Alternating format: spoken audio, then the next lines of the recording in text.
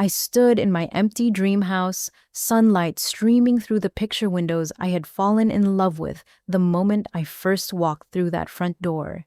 My phone buzzed relentlessly in my pocket, each vibration carrying the same message from my mother. My brother Brandon's growing family needed my four-bedroom home in Westfield Gardens more than I did.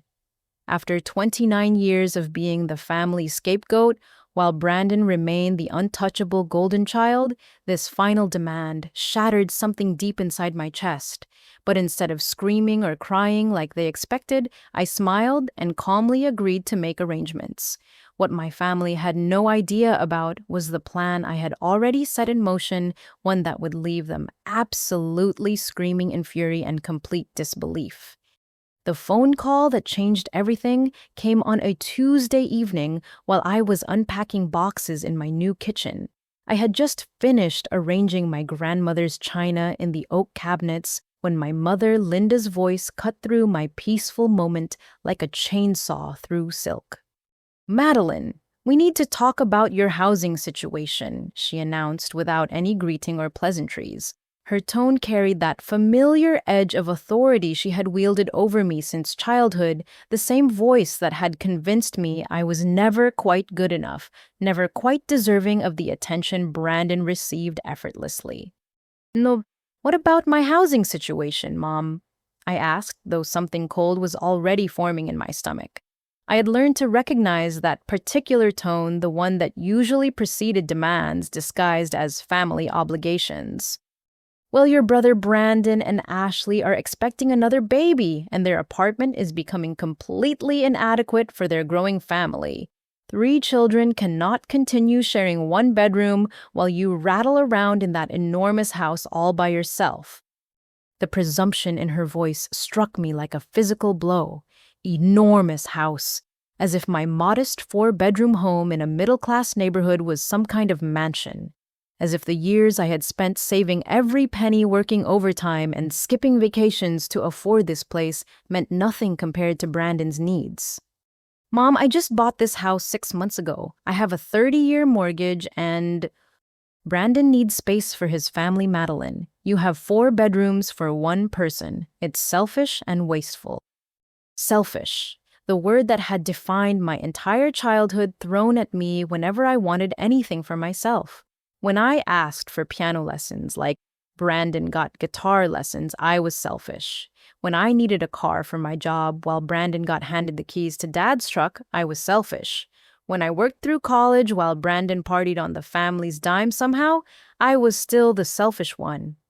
"I worked for this house, Mom. I saved for years. We raised you, fed you, and put a roof over your head for 18 years. Linda interrupted, her voice rising to that familiar pitch that meant the conversation was over. "The least you can do is help your brother when he needs it. Family takes care of family, Madeline, unless you've become too good for your own blood." The manipulation was textbook Linda. Twist my legitimate concerns into evidence of my moral failing, make me the villain for wanting to keep what I had earned. But this time, something was different. Instead of the usual guilt and shame, I felt a strange sense of clarity washing over me. "What exactly are you asking me to do, Mom?" "We're not asking, sweetie. We're telling you. Brandon needs your house. You can find yourself a nice little apartment somewhere, maybe closer to your work. The children need a proper home with a backyard and good schools." The breath left my lungs entirely. They weren't asking me to share my house or help with their housing costs. They were demanding I give up my home entirely and relocate my life to accommodate Brandon's family. The audacity was breathtaking, but somehow not surprising. "Has Brandon asked me about this himself?" Linda's laugh was sharp and dismissive. "Brandon shouldn't have to ask his own sister for help. Besides, he's been under so much stress lately with work and the new baby coming. The last thing he needs is to worry about housing when his sister has more space than she knows what to do with." Work. Brandon's part-time job at our father's auto shop, where he showed up when he felt like it, and spent most of his time complaining about how hard his life was. Meanwhile, I had clawed my way up to marketing director at a regional advertising firm, working 60-hour weeks and taking on projects nobody else wanted. I need to think about this, Mom. There's nothing to think about, Madeline. We've already discussed it with Brandon and Ashley. They're excited about the move, and the children are talking about which bedrooms they want. Don't you dare disappoint those babies by being selfish now. The line went dead, leaving me standing in my kitchen with my phone pressed to my ear, listening to the dial tone that somehow sounded like a death knell for any hope of a normal relationship with my family.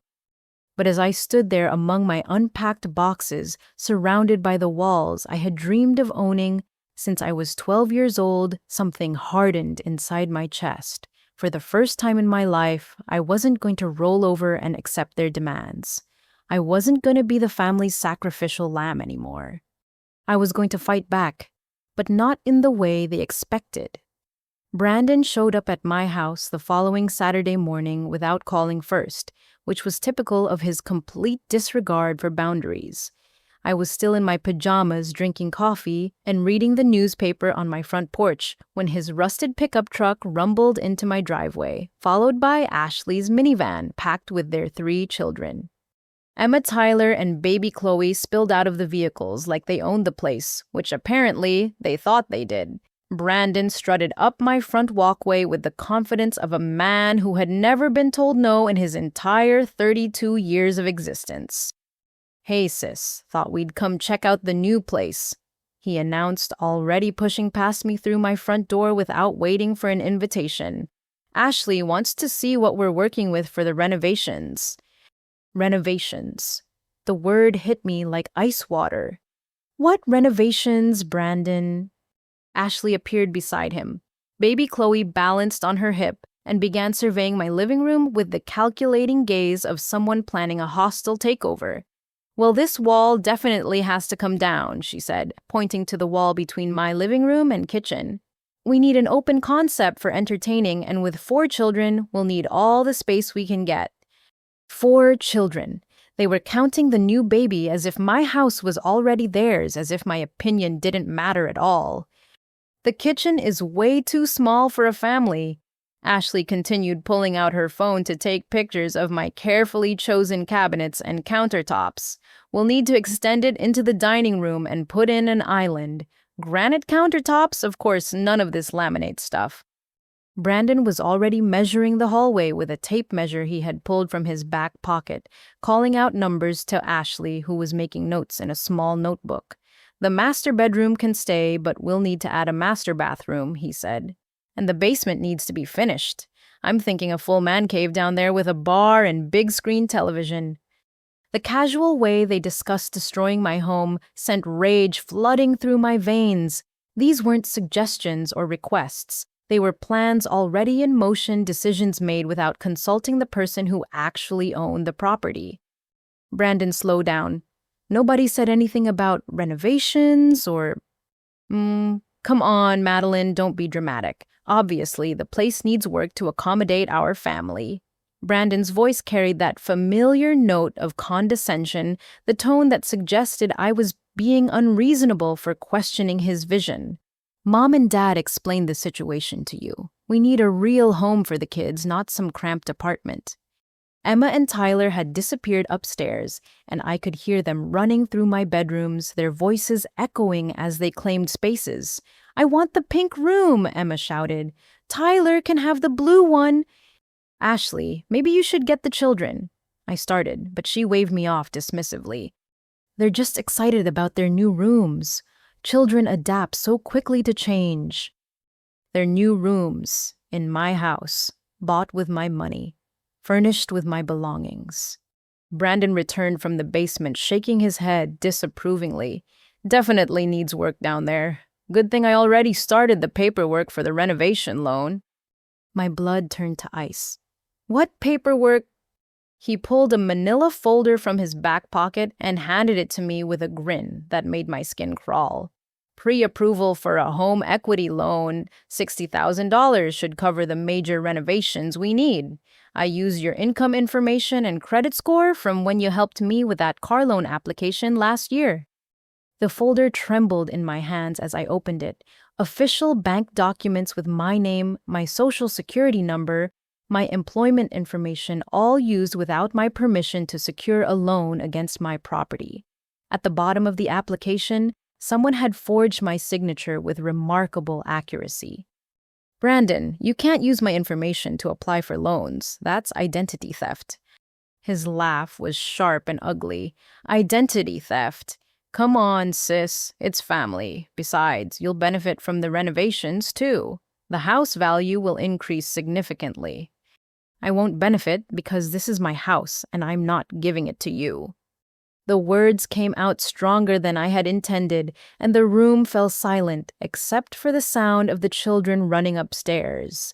Ashley stopped taking pictures and turned to stare at me with genuine surprise, as if the idea that I might refuse had never occurred to her. Brandon's expression shifted from casual confidence to something darker. What do you mean you're not giving it to us? Mom said you agreed. Mom made a demand. I never agreed to anything. Madeline, be reasonable.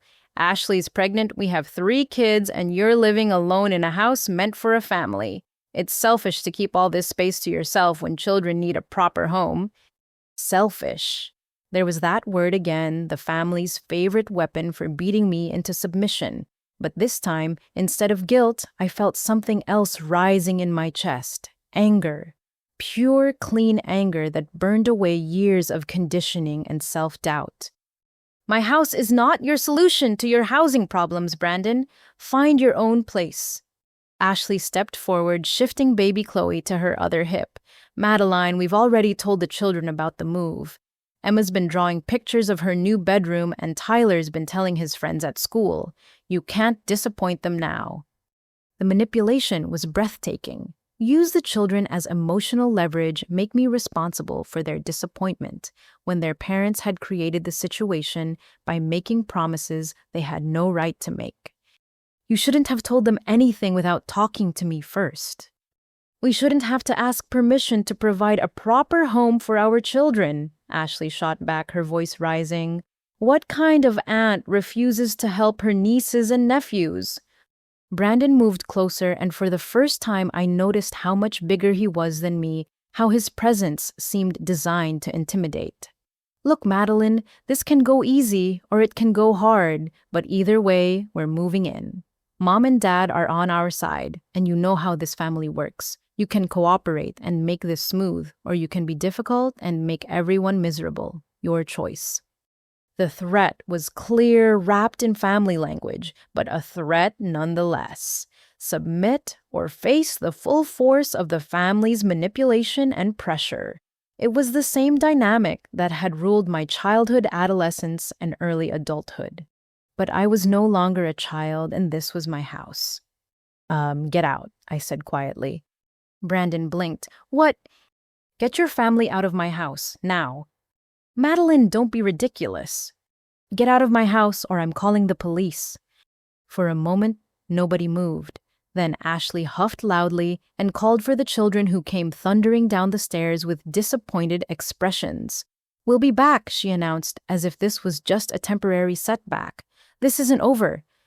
Brandon leaned close as he passed me, his voice low and threatening. You're making a mistake, sis. This family doesn't forget when someone turns their back on children.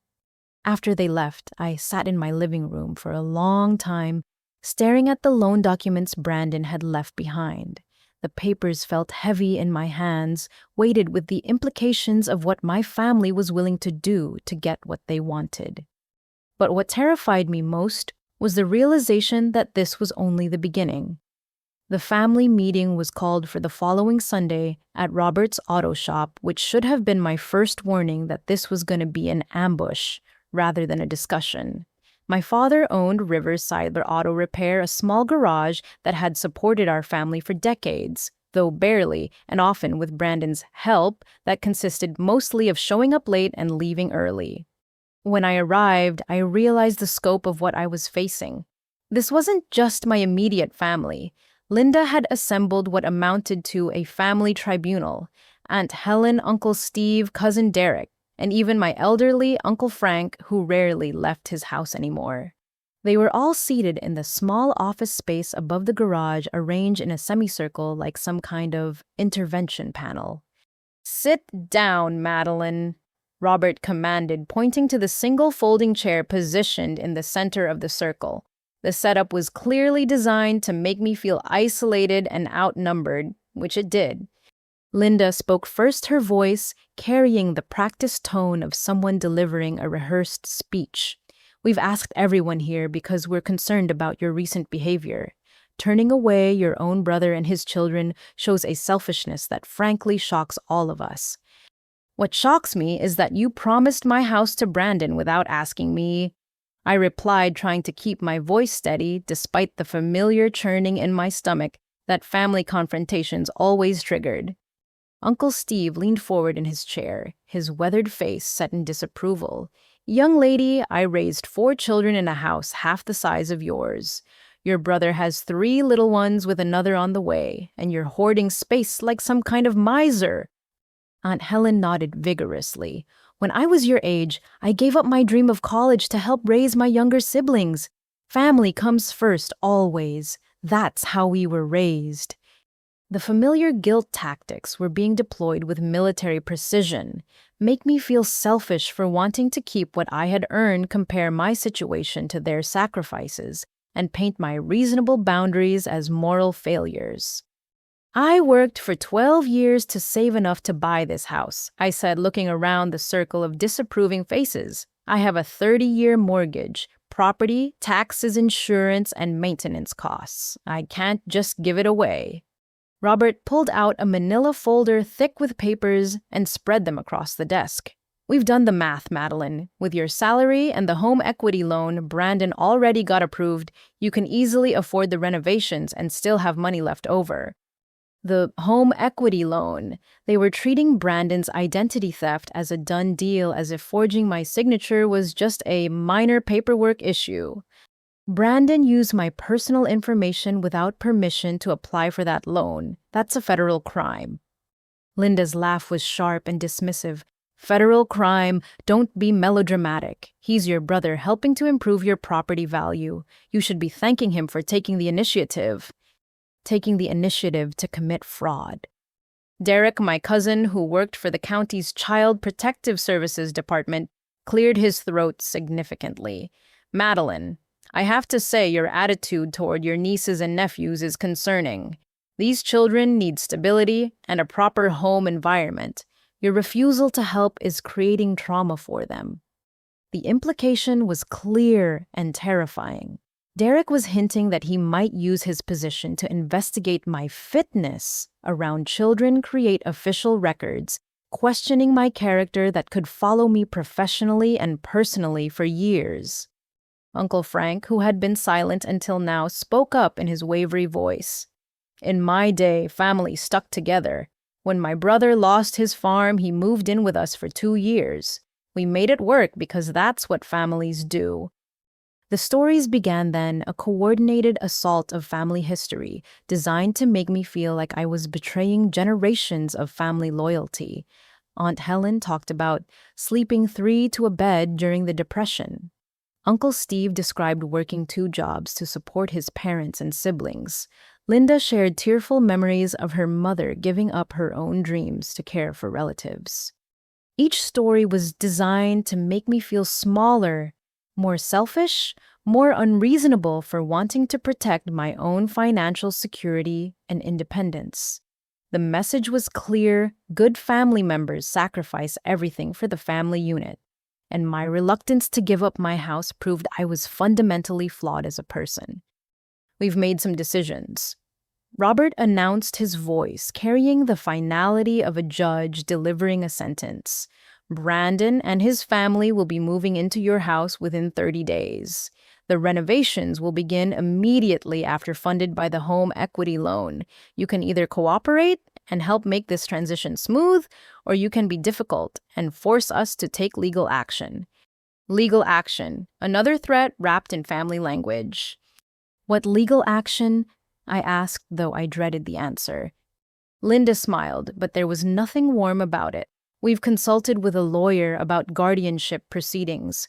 Your recent erratic behavior, your selfishness toward children in need, your financial irresponsibility in buying a house too large for your needs, it all suggests someone who isn't capable of making sound decisions. Guardianship proceedings. They were threatening to have me declared mentally incompetent so they could take control of my finances and property. The breathtaking cruelty of it left me speechless. Derek nodded seriously. As someone who works in child welfare, I can tell you that adults who refuse to help children in need often have underlying psychological issues that require intervention. Uncle Steve crossed his arms. We're not doing this to punish you, Madeline. We're trying to help you see that family loyalty matters more than material possessions. Aunt Helen reached over and patted my hand with false sympathy. Sweetheart, once you give up this selfish attitude and help your brother, you'll feel so much better about yourself. Helping family is what gives life meaning. Robert pulled out a legal document and placed it in front of me. This is a deed transfer form. Sign it, and we can avoid all the unpleasantness of legal proceedings. Refuse, and we'll have to explore other options for protecting the children's welfare. The room fell silent as I stared at the papers. My signature on that document would transfer ownership of my house directly to Brandon, making all their threats and manipulations unnecessary. One signature would solve their problem and destroy my life. The family waited confident in their victory. They had used every weapon in their psychological arsenal: guilt-shame threats, false concern, family loyalty, and the ultimate weapon of threatening my legal autonomy. But as I sat there, surrounded by their expectant faces, something crystallized inside my mind. These people didn't love me. They saw me as a resource to be exploited, a problem to be solved, an obstacle to be overcome. Their concern for my well-being extended only as far as my usefulness to them. I need time to think about this, I said finally. Robert's face darkened. Time to think? We've been more than patient, Madeline. The children need housing now, not after you've had time to come up with more excuses. 1 week, I said, standing up from the folding chair. Give me 1 week to get my affairs in order. Linda smiled triumphantly. 1 week to pack your belongings and find an apartment. I'm proud of you for finally doing the right thing, sweetheart. I walked out of that auto shop office knowing that my family believed they had won. They had no idea that I was about to turn their entire scheme inside out. But first, I needed to make some phone calls. The first sign that my family's campaign had escalated beyond emotional manipulation came when I returned home Monday evening to find my mailbox hanging open, its lock clearly forced. Mail was scattered across my front lawn, some of it torn open, some of it simply discarded like trash. Mrs. Patterson from next door was waiting on her porch, her expression a mixture of concern and curiosity. Madeline, dear, I've been meaning to talk to you. I've seen your father at your mailbox several times over the past few weeks. I thought maybe you had asked him to collect your mail while you were traveling. Traveling. I hadn't left town in months, but clearly Robert had been using that as an excuse for his regular mail theft. How many times did you see him there, Mrs. Patterson? Oh, at least 4 or 5 times. Sometimes he had another man with him, younger fellow with dark hair. They seemed to know what they were looking for because they never spent long out there. Brandon. My brother had been helping our father steal my mail, looking for financial documents, account statements, anything they could use to further their scheme. I gathered the scattered mail from my lawn, noting which pieces had been opened. Bank statements, credit card offers, mortgage documents, tax records, insurance papers. Everything related to my financial life had been rifled through and examined. Inside my house, I immediately called my bank to check for any unauthorized account activity. The customer service representative's voice grew concerned as she reviewed my account history. Ma'am, I see several attempts to access your accounts from different phone numbers over the past 3 weeks. The callers claimed to be you, but couldn't provide the correct security answers. We flagged the accounts for potential fraud and required in-person verification for any major transactions. My credit monitoring service had similar news. Multiple inquiries from different financial institutions, all initiated without my knowledge or permission. Someone had been systematically applying for credit cards, personal loans, and lines of credit using my identity. The most concerning activity was an attempt to add an authorized user to one of your existing credit cards, the credit monitoring agent explained. The request came with a social security number and address that didn't match your information, so it was automatically denied. I already knew whose social security number they had tried to add to my accounts. A call to my mortgage company revealed the most disturbing information of all. Someone had been calling regularly, claiming to be me, asking detailed questions about refinancing options, home equity loans, and the process for adding additional borrowers to my existing mortgage. "We have notes in your file about these calls," the mortgage representative explained. "The caller seemed very familiar with your account details, but couldn't answer security questions about your employment history or previous addresses. We assumed it was a scam caller who had somehow obtained your basic information." The systematic nature of the financial assault was breathtaking. My family hadn't just decided to take my house. They had been planning this operation for weeks or possibly months, gathering information, testing security systems, and laying groundwork for a complete financial takeover. The most chilling discovery came when I contacted my attorney, Jessica Martinez, who had handled my house purchase. She listened to my summary of recent events with growing alarm. "Madeline, I received some unusual documents in last week's mail that I meant to call you about," she said. "Someone sent me deed transfer papers with your signature, claiming you wanted to expedite a property transfer to your brother. The signature looked legitimate, but the paperwork had several legal errors that made me suspicious." "Jessica, I never sent you any deed transfer documents." "I figured as much, which is why I didn't file them. But whoever prepared these papers had access to very detailed information about your property, your mortgage, and even some of the specific language from your original purchase agreement. This wasn't some amateur forgery attempt." The implications hit me like a physical blow. My family had been intercepting my mail for weeks, photographing documents, and using that information to create convincing forgeries. They had prepared fake deed transfers applied for credit in my name and laid the groundwork to steal my property through a combination of identity theft and document fraud. "There's something else," Jessica continued. "I made some inquiries after receiving those suspicious documents. Your family has been telling people around town that your brother already bought your house. The local school district received enrollment paperwork for his children using your address. The utility companies have received requests to transfer service into your brother's name, effective next month." They weren't just planning to take my house. They had already begun telling the community that it was a done deal, creating a narrative that would make my resistance seem unreasonable and dishonest. "Well, Jessica, what are my legal options?"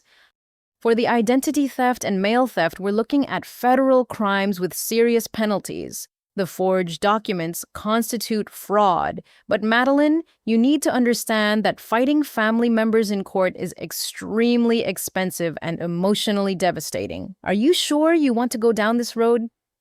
The question hung in the air like a challenge. Was I prepared to destroy my family relationships completely? Was I willing to send my parents and brother to prison? Could I live with the consequences of fighting back against people who shared my blood, my history, my name? As I sat in my living room that evening, surrounded by scattered mail and evidence of my family's betrayal, I realized that those relationships had been destroyed long before I decided to fight back. The people who would steal from me, lie to me, and threaten my legal autonomy weren't family in any meaningful sense of the word. They were criminals who happened to share my DNA.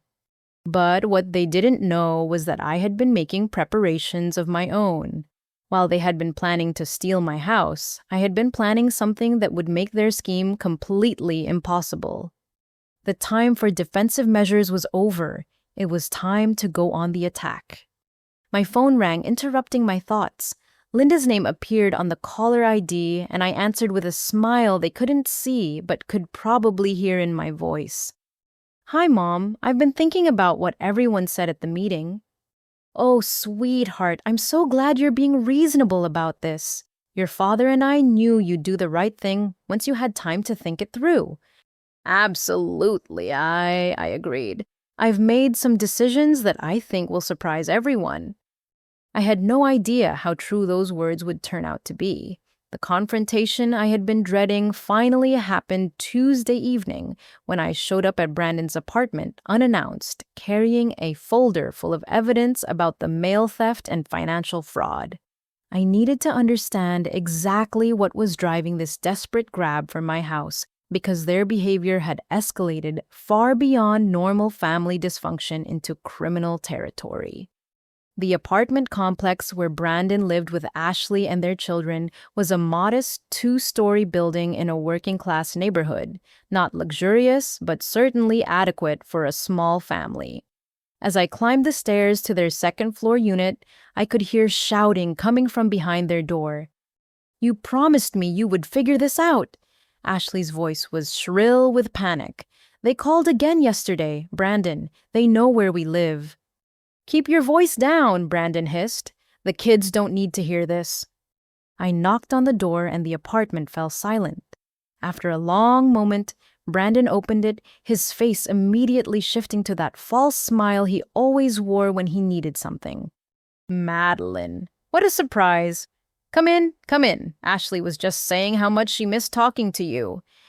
The apartment was exactly what I expected, cluttered but not dirty, furnished with hand-me-downs and discount store finds. But what caught my attention were the stacks of unopened mail covering every surface, the collection notices taped to their refrigerator, and the way Ashley quickly shoved a pile of papers into a kitchen drawer when she saw me. "We were just talking about the house situation," Ashley said, forcing a bright tone that didn't match the tension radiating from her body. "The children are so excited about having their own bedrooms. Emma's been drawing pictures of how she wants to decorate her new space." "Actually, I came here to talk to Brandon about some irregularities with my financial accounts," I said, pulling out the folder of evidence. "Someone has been using my personal information to apply for credit, and my mail has been stolen repeatedly over the past few weeks." Brandon's face went pale, but he tried to maintain his casual demeanor. "That's terrible, sis. Identity theft is a real problem these days. You should probably call the police." "I plan to. But first, I thought I'd give you a chance to explain why bank representatives have records of someone calling about my accounts using information that only family members would know." Ashley moved closer to Brandon, and I noticed her hands were shaking. "Brandon, maybe you should tell her." "Tell me what—" For a moment, neither of them spoke. Then Brandon collapsed into their worn couch like a marionette with cut strings, and the facade finally cracked completely. "It's not what you think, Madeline. I mean, yes, I used your information for the loan application, but only because we're desperate. We're in serious trouble here." "What kind of trouble?" Brandon's voice dropped to barely above a whisper. "I owe $78,000 to some very dangerous people." The number hit me like a physical blow. $78,000. More than my annual salary, more than the down payment on my house, more money than most people see in cash during their entire lives. "How do you owe $78,000, Brandon? You work part-time at Dad's shop." "I've been gambling," he admitted, his voice breaking. "It started small, just betting on football games with guys from work. Then I discovered the casino and online poker and sports betting apps. I thought I could win it back. You know, I had some big wins early on that made me think I had a system." Ashley pulled out her phone and showed me a series of text messages that made my blood run cold. Photos of their apartment building, pictures of Emma and Tyler walking to school, messages with explicit threats about what would happen if the debt wasn't paid within 30 days. "They know everything about us," Ashley whispered. where the kids go to school, what time I leave for work when Brandon comes home. They've been watching us for weeks. These people aren't just loan sharks. Brandon continued, his voice hollow with fear. They're connected to organized crime families that don't forgive debts. They've made it clear that if I don't pay up, they'll hurt my family. I stared at the threatening messages, trying to process the magnitude of what my brother had gotten himself into. But even through my shock, pieces of the puzzle were clicking into place. So you decided to steal my house to use as collateral for loans to pay off your gambling debts. It's not stealing, Brandon protested weakly. It's family helping family. I was going to declare bankruptcy after using your house to secure enough money to pay these people off. You would have gotten the house back eventually. The lie was so transparent, it was insulting. Bankruptcy doesn't magically return stolen property, and using someone else's house as collateral for illegal loans would have left me responsible for debts I never agreed to take on. Brandon, bankruptcy doesn't work that way. If you use my house as collateral and then declare bankruptcy, I lose my house. These loan sharks would own it. Ashley started crying quietly, rocking baby Chloe, who had begun fussing. We didn't know what else to do. They showed us pictures of what they do to people who don't pay. We can't let our children get hurt because of Brandon's mistakes. Yuir, what about the money you've been stealing from Dad's auto shop? I asked, remembering the irregularities I had noticed in Robert's business during family gatherings. Brandon's face went white. How did you know about that? I didn't until just now, but it makes sense. You need money to gamble with, and Dad gives you access to the business accounts. It was supposed to be temporary, Brandon said miserably. I was going to put it all back once I won big, but the losses kept mounting and now there's almost $20,000 missing from the shop's accounts. If Dad discovers it before I can replace the money, I'll face criminal charges on top of everything else.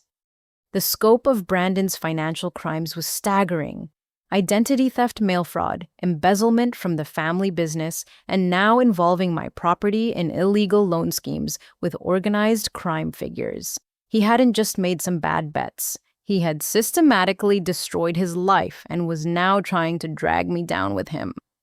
So your plan was to steal my house, use it as collateral for illegal loans, pay off your gambling debts, and then declare bankruptcy, leaving me responsible for debts to dangerous criminals. You make it sound so cold, Ashley protested. We're talking about our children's safety here. What kind of aunt wouldn't help protect her nieces and nephews? The manipulation was breathtaking. They had created this crisis through Brandon's gambling addiction and theft, but somehow I was supposed to sacrifice my financial security and safety to clean up their mess.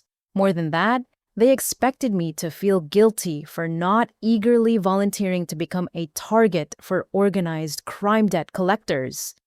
Have you considered getting help for your gambling addiction, Brandon?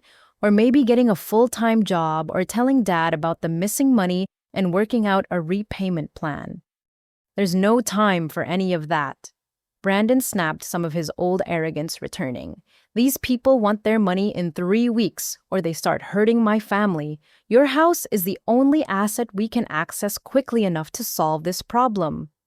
My house is not your solution, Brandon, and involving me in illegal loan schemes would make me a target for the same criminals who are threatening you. They wouldn't bother you once the debt was paid, Ashley said desperately. You'd be safe.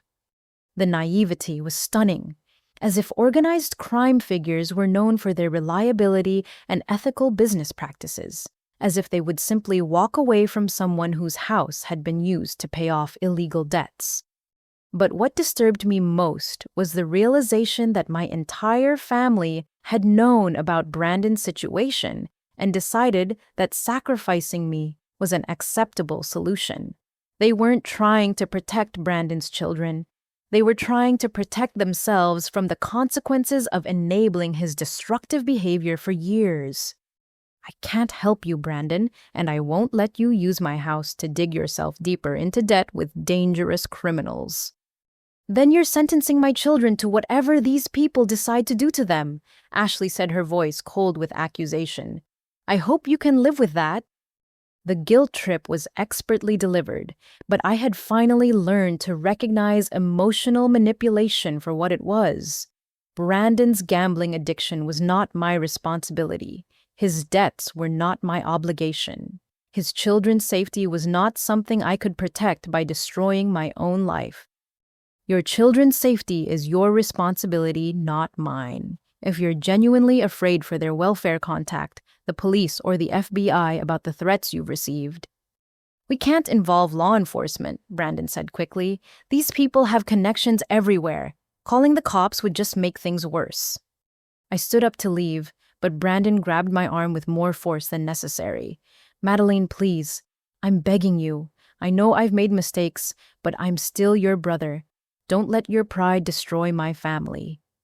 For just a moment, looking at his desperate face, I felt the old, familiar pull of family loyalty and guilt. This was my brother, the boy I had grown up with, the person who had shared my childhood. Despite everything, part of me wanted to help him. But then I remembered the forged documents, the stolen mail, the attempts to steal my identity, and the plan to leave me holding illegal debt to organized criminals. Whatever brotherly affection might have once existed between us, he had destroyed it completely when he decided to make me a victim of his crimes. Find another solution, Brandon, one that doesn't involve destroying my life. I left that apartment knowing that the family pressure was about to intensify dramatically. They had played the guilt card, the family loyalty card, and the innocent children card. When those didn't work, they would escalate to more serious threats. I was right, but even I couldn't have predicted how vicious their next moves would be. The coordinated assault on my reputation began the very next morning with a phone call to my workplace that would have been professional suicide if I hadn't been prepared for it.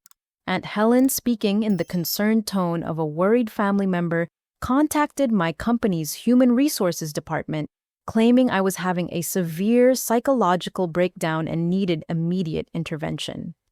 I'm calling about my niece, Madeline Carter, who works in your marketing department. Aunt Helen told Patricia Williams, our HR director. According to the recording, Patricia later shared with me. The family is deeply concerned about her mental state. She's been making irrational decisions, hoarding money and possessions, and showing signs of paranoid delusions about family members trying to hurt her. Patricia, to her credit, immediately recognized this as a potential family harassment situation and contacted me before taking any action. But the damage was already being done through multiple channels simultaneously.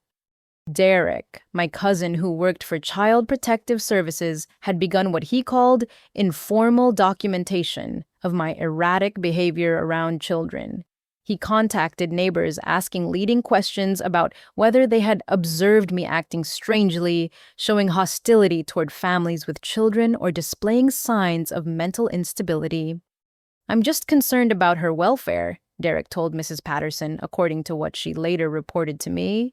Mental illness runs in our family, and Madeline's recent behavior has everyone worried.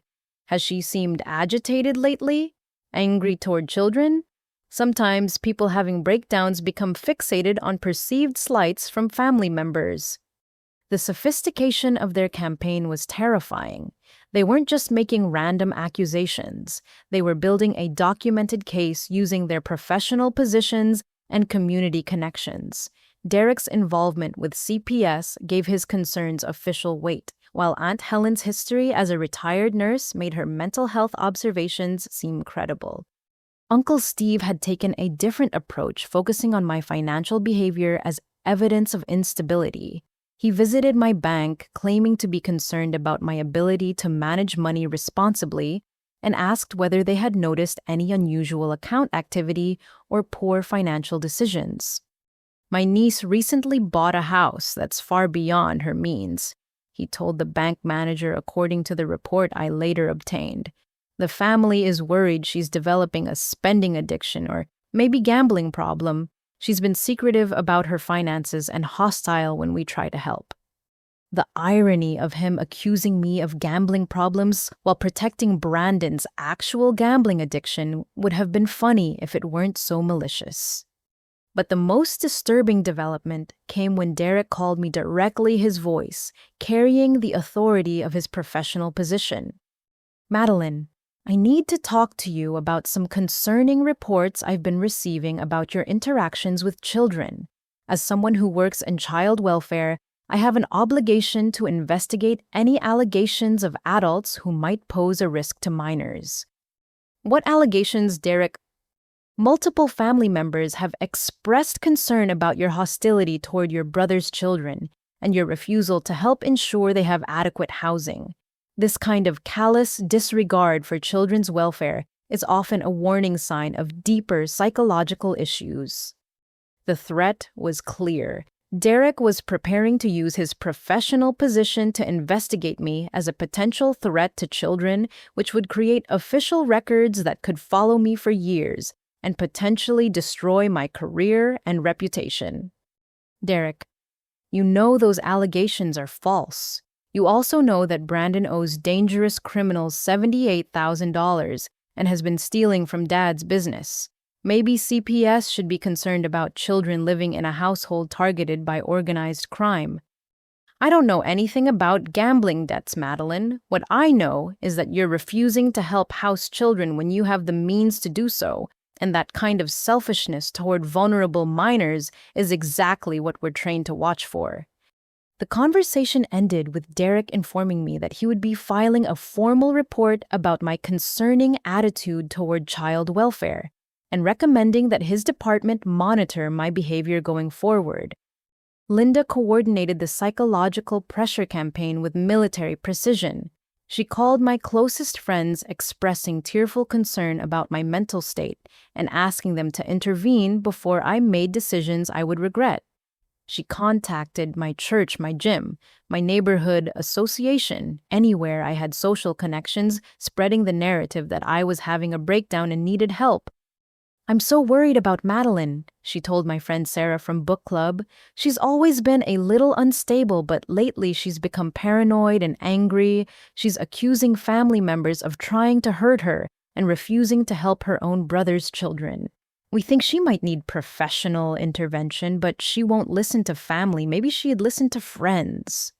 The campaign was designed to isolate me socially while building a public record of family concerns about my mental health.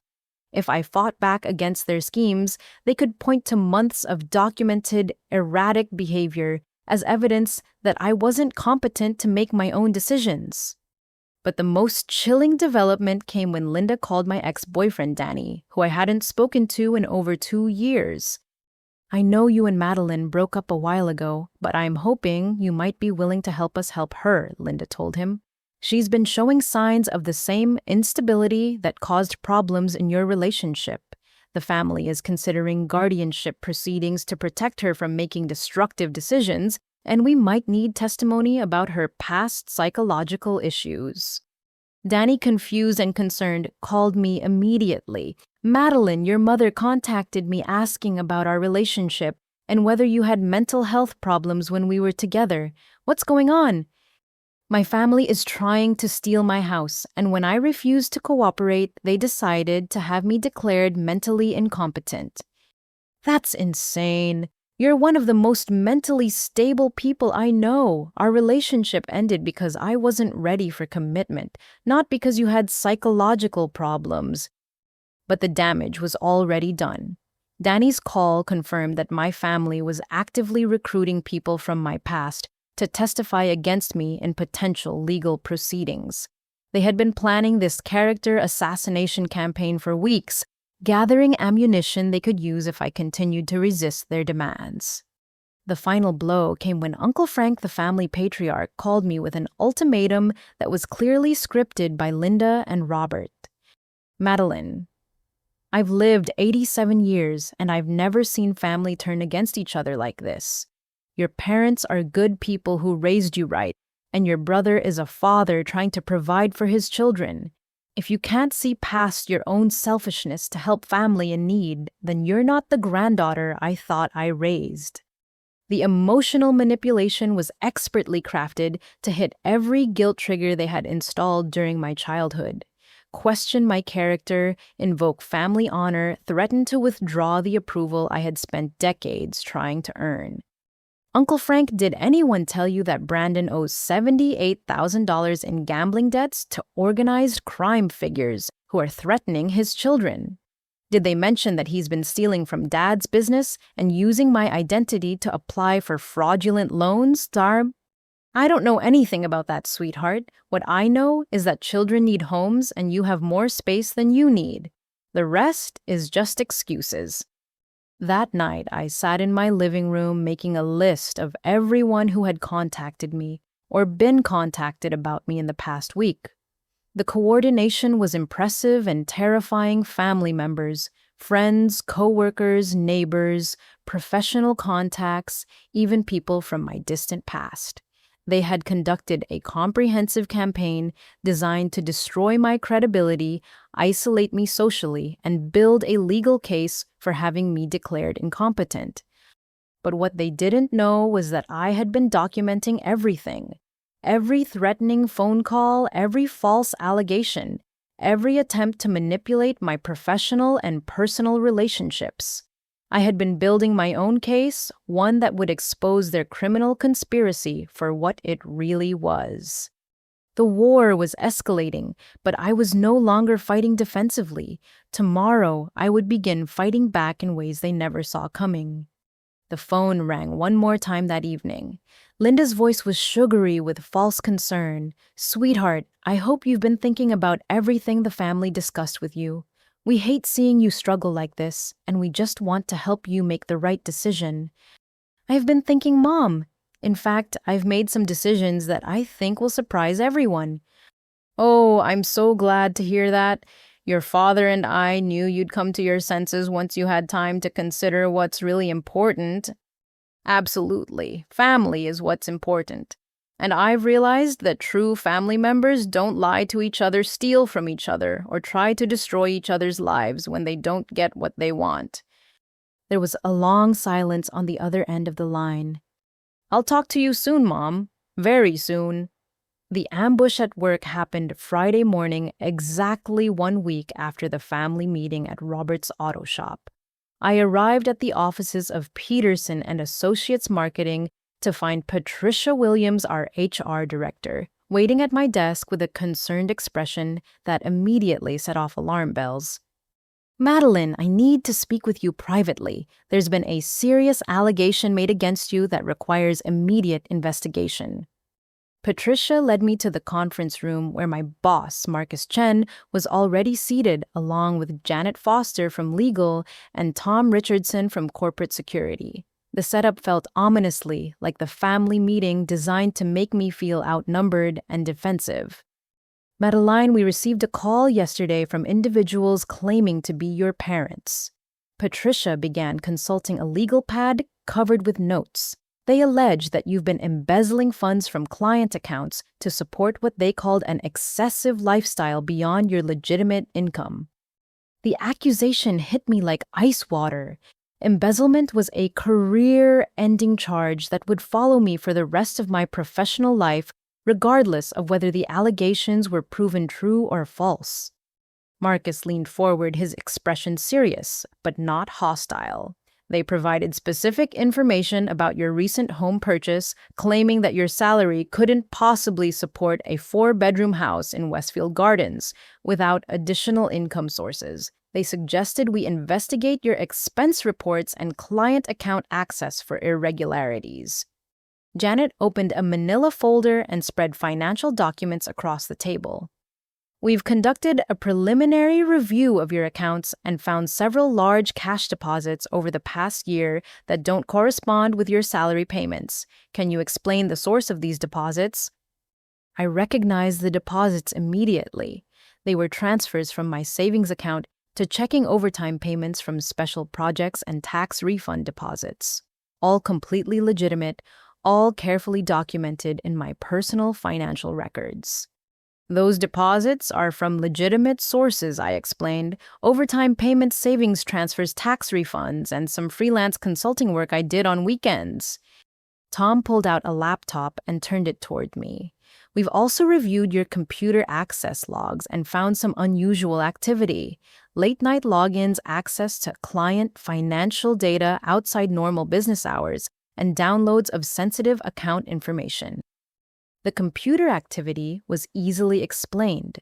I regularly worked late on major campaigns, often accessing client accounts to update project status and download reports for morning meetings. But I could see how it might look suspicious to someone actively looking for evidence of wrongdoing. I work overtime frequently, especially during campaign launches. All that computer activity is related to legitimate client work. Patricia made notes while I spoke, but her expression remained skeptical. Madeline, your parents provided very specific details about your work habits and financial access that suggest they're familiar with your professional activities. They mentioned client names, project budgets, and account numbers that the general public wouldn't know. My family had clearly done their research, probably gathering information during family gatherings when I mentioned work projects or discussed client challenges. They had weaponized casual conversations and turned normal work activities into evidence of criminal behavior. Marcus looked uncomfortable with the direction of the conversation. The allegation specifically suggested that you've been skimming small amounts from multiple client accounts. Amounts small enough to avoid detection during routine audits, but large enough to fund your house purchase over time. Marcus, you know my work history. I've been here 6 years. I've never had a financial irregularity, and my client relationships are excellent. Why would I risk everything to steal money I don't need when I already earn enough to afford my lifestyle? That's exactly what we're trying to determine, Patricia replied. Your parents suggested that you might have developed a spending addiction or gambling problem that's driving you to take financial risks. The irony was staggering. My family was accusing me of Brandon's actual addiction while protecting him from the consequences of his real crimes. Janet consulted her legal pad. There's also the matter of your recent behavior changes. Your parents express concern that you've become increasingly secretive about your finances, hostile toward family members who try to help, and paranoid about people questioning your spending habits.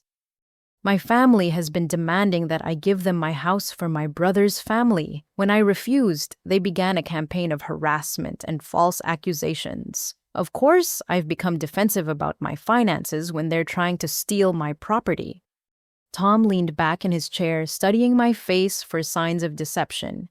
These are serious allegations, Madeline. If there's any truth to them, it's better to be honest now than to let us discover problems during a full investigation. The assumption of guilt was infuriating. They were asking me to confess to crimes I hadn't committed while treating my family's false allegations as credible simply because they had provided specific details. I haven't stolen anything from anyone. My family is lying because they want to take my house, and when I refused to cooperate, they decided to destroy my reputation and career, to pressure me into submission. Patricia exchanged glances with Marcus. Madeline, that's a very serious accusation against your own family members. Why would they lie about something so destructive? Because they're desperate. My brother owes $78,000 in gambling debts to dangerous people. They plan to use my house as collateral for loans to pay off his debts, and when I refused, they escalated to this. Marcus looked skeptical. If your brother has gambling debts, why wouldn't they approach his employer or ask for a family loan? Why involve your workplace in false accusations? Because they've already stolen money from the family business to fund his gambling, and they're using my identity to apply for fraudulent loans. They're not just asking for help, they're committing federal crimes. Janet made more notes, but her expression suggested she thought I was making wild accusations to deflect from my own problems. Do you have evidence of these alleged crimes by your family members? I pulled out my phone and showed them photos of the forged loan documents, screenshots of unauthorized credit applications, and copies of the threatening messages Ashley had received from Brandon's creditors. These are loan applications with my forged signature. These are credit inquiries made without my permission using my personal information. These are threatening messages from the people my brother owes money to. Tom studied the documents carefully. These are concerning, but they don't disprove the allegations against you. Family financial disputes often involve multiple parties making accusations against each other. The investigation continued for 2 hours with detailed questions about specific client accounts, project budgets, and financial transactions. They reviewed my computer usage patterns, analyzed my expense reports, and examined my access to sensitive company information. By the end of the meeting, I could see that while they hadn't found evidence of embezzlement, they also weren't ready to dismiss the allegations completely. The cloud of suspicion would hang over my career until they completed a full investigation. "We're placing you on administrative leave pending completion of our investigation," Patricia announced. "You'll retain your salary and benefits, but you cannot access client accounts or company systems until this matter is resolved."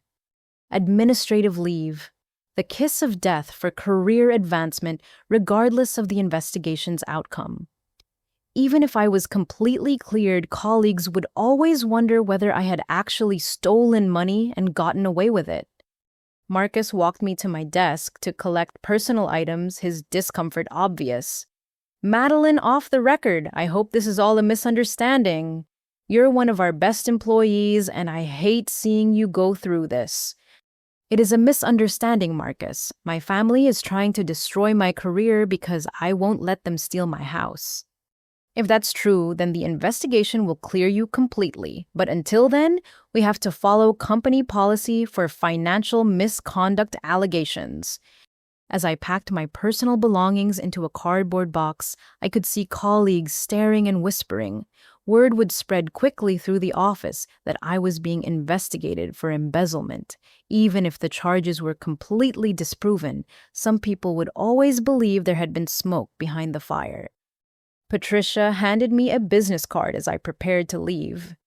"Madeline, if you're struggling with any personal issues that might have influenced your judgment, the company has counseling resources available.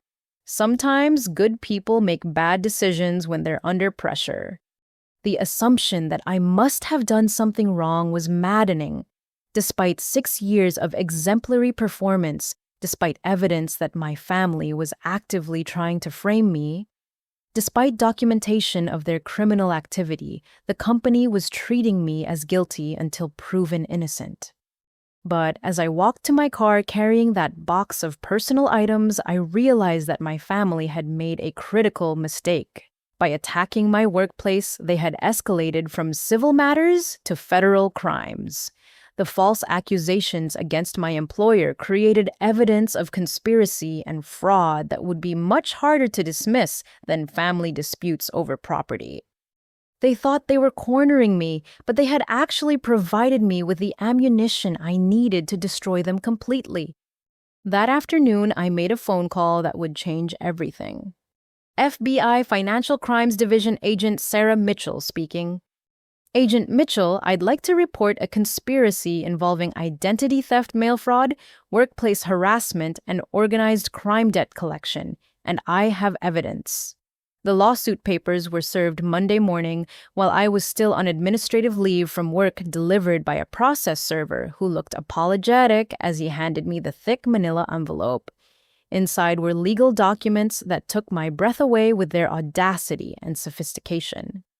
Brandon had filed a civil lawsuit claiming I had signed a binding contract promising to transfer my house to him in exchange for years of family financial support. The fake contract, backdated 8 months to before my house purchase, included detailed terms and what appeared to be my signature witnessed by Robert and Linda. The document was professionally prepared with legal language that made it sound legitimate.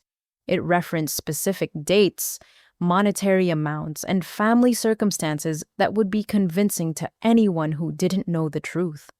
Most disturbingly, it included bank records showing alleged loans from family members that I had never received.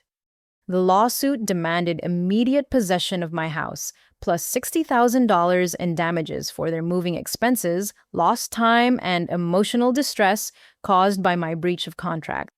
They were asking for monetary damages that would bankrupt me even if I managed to keep my house. Their attorney, William Kowalski, had a reputation for taking cases other lawyers wouldn't touch. He specialized in complex family disputes where the truth was murky and documentation was questionable. The fact that he had taken Brandon's case meant they had probably paid him a substantial retainer money they claimed not to have. But the legal assault was just the beginning. Ashley had contacted Channel 7 News, presenting herself as a desperate mother being thrown out of her promised home by a heartless sister-in-law. The story aired Tuesday evening with the headline, "Family Feud Leaves Children Homeless." The report was masterfully crafted emotional manipulation. Ashley holding baby Chloe while Emma and Tyler stood beside her looking sad and confused, tearfully explained how Madeline had promised them the house where their children could finally have their own bedrooms and a safe backyard to play in. "She's my children's aunt," Ashley said, her voice breaking with practiced emotion. "We trusted her when she said we could make this our home. Now she's changed her mind and is throwing us out with nowhere to go. I don't understand how family can be so cruel to innocent children." The reporter, clearly sympathetic to the story of homeless children, asked probing questions about my motivations and character. Ashley painted me as someone who had suddenly become cold and greedy, someone who valued money more than family relationships. "Madeline used to be so close to the children," Ashley continued, "but something changed when she bought that big house. It's like she became a different person, someone who could look at homeless children and feel nothing." The story included footage of my house, emphasizing its size and the children's sad faces as they looked at windows of bedrooms they thought would be theirs. The visual contrast was powerful, spacious house for one person versus cramped apartment for a family with children. Channel 7's social media posts about the story generated immediate public outrage. Comments poured in, calling me selfish, heartless, and greedy. People shared their own stories of family members who had helped during difficult times, contrasting their generosity with my alleged callousness. The worst part was that some of the comments came from people I knew professionally and socially. Colleagues from work, neighbors, and acquaintances were publicly condemning me based on Ashley's version of events. My reputation was being destroyed in real time. William Kowalski proved to be as aggressive as his reputation suggested. He filed motions for emergency possession of my house, claiming that continued delays were causing psychological damage to the children who had been promised stable housing. He submitted affidavits from family members supporting the contract's authenticity and my history of agreeing to family financial arrangements. But his most effective strategy was filing for a temporary restraining order that would prevent me from selling or refinancing my house while the lawsuit was pending. If granted, the order would lock me out of any financial options for dealing with mounting legal costs.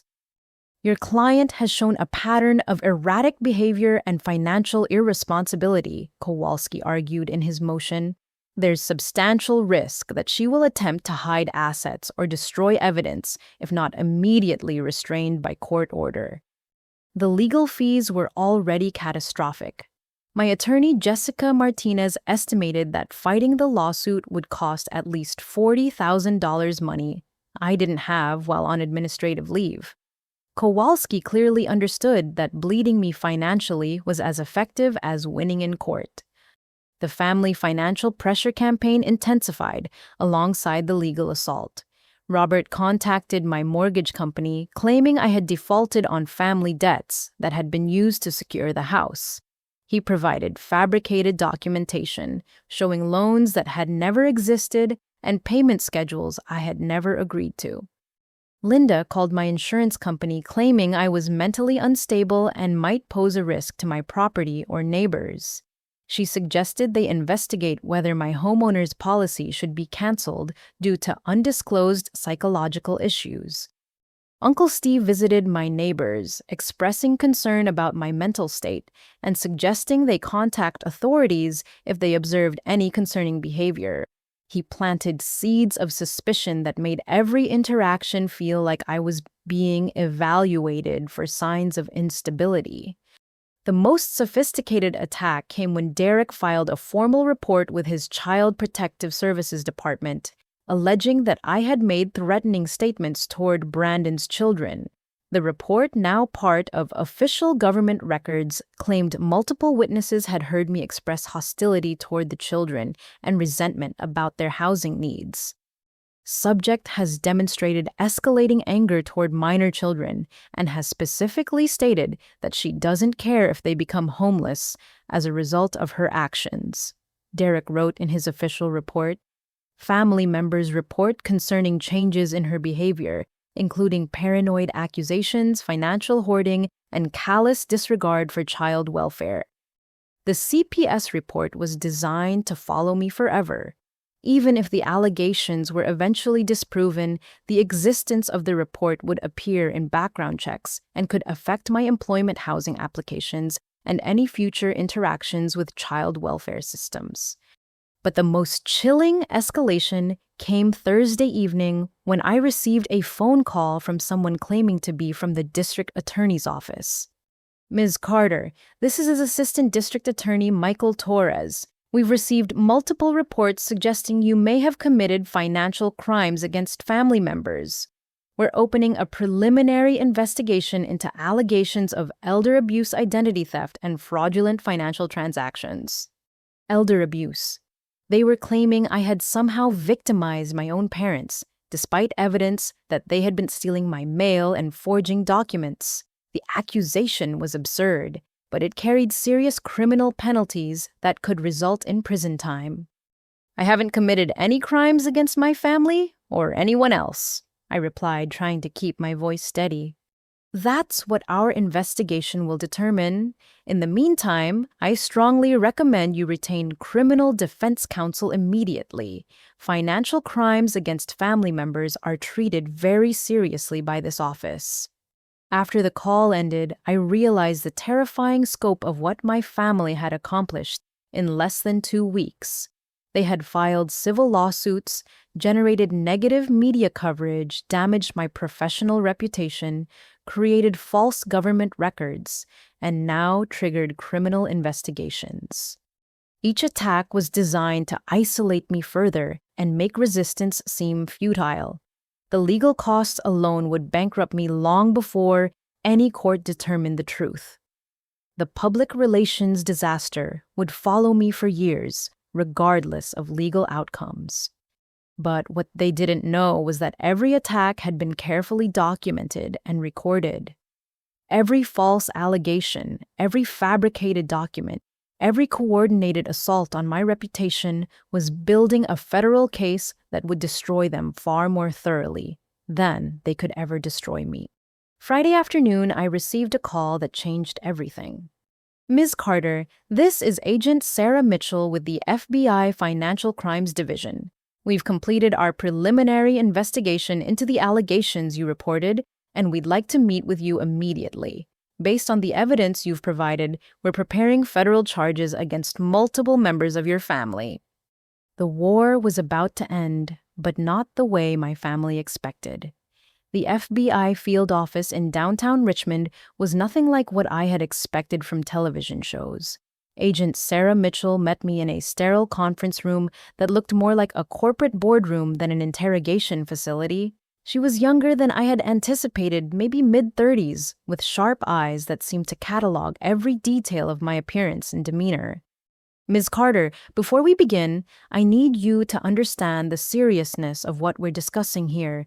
The evidence you've provided suggests a conspiracy involving multiple federal crimes across several states. If we proceed with this investigation, there will be no going back for any of the parties involved.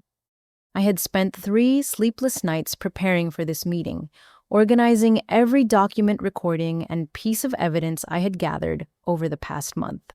But more importantly, I was ready to reveal the secret I had been keeping since the day my family first demanded my house.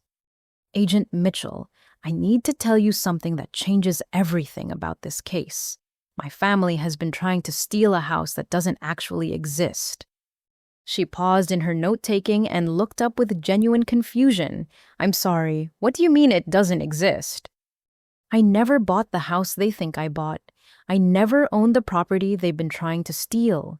Everything they've done, all their crimes and schemes, has been based on a lie I've been maintaining since this whole situation started.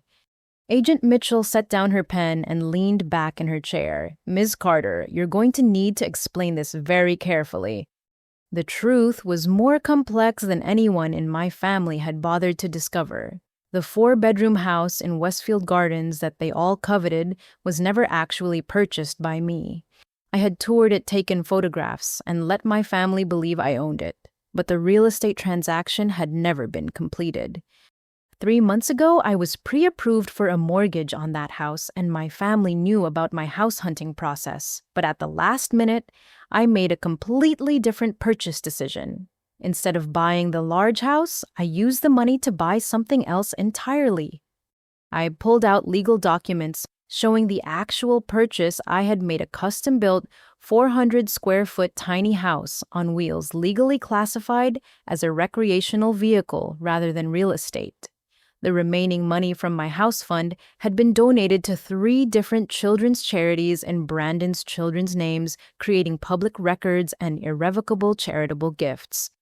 My tiny house is parked on private land owned by my friend Marcus Peterson. It's completely mobile, legally mine, and impossible for my family to claim or steal because it's not real estate.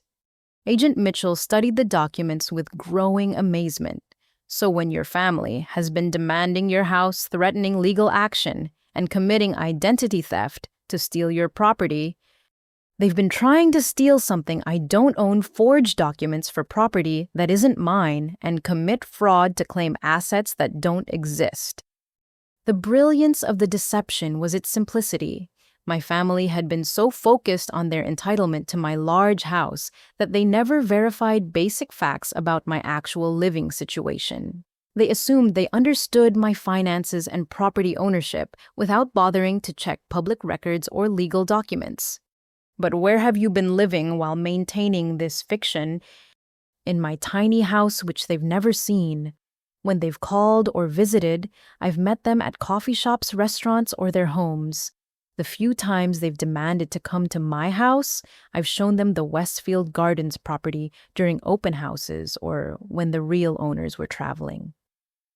Agent Mitchell was clearly struggling to process the implications. Ms. Carter, why didn't you tell your family the truth from the beginning? This elaborate deception seems unnecessarily complicated. Because I knew exactly how they would react to my real lifestyle choice.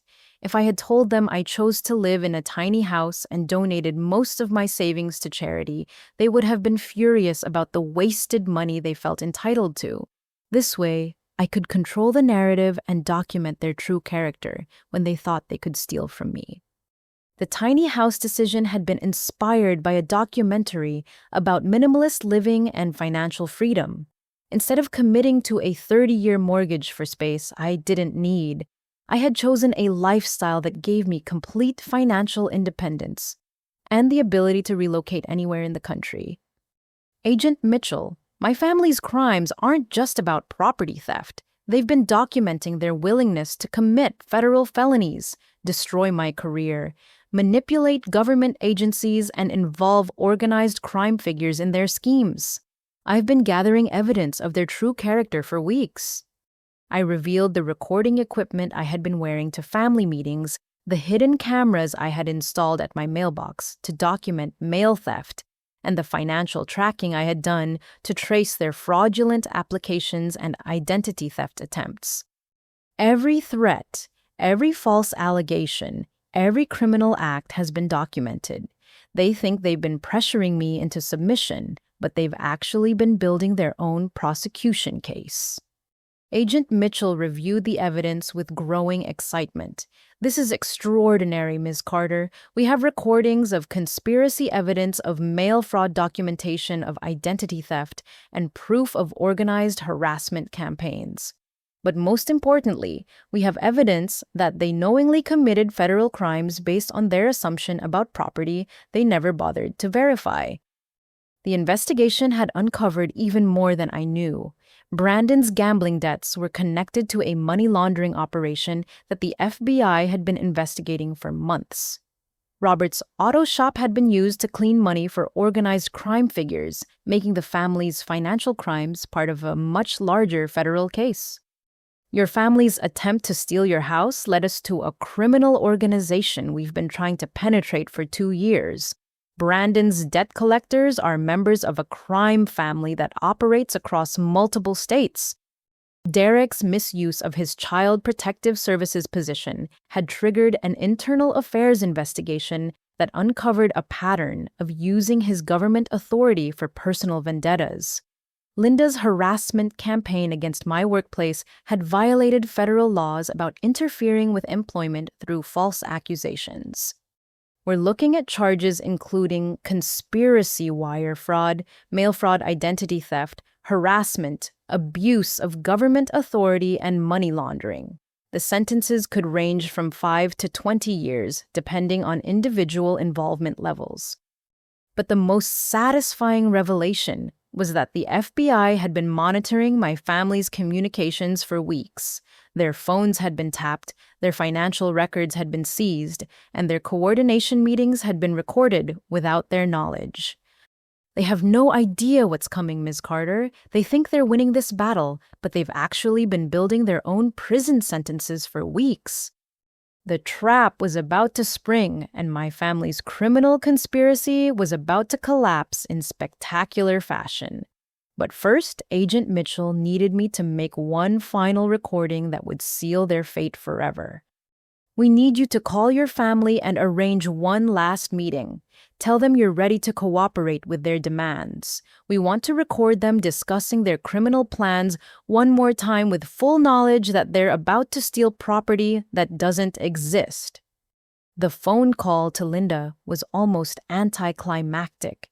Mom, I've been thinking about everything the family said and I'm ready to sign the house over to Brandon. Can we meet tomorrow to finish the paperwork?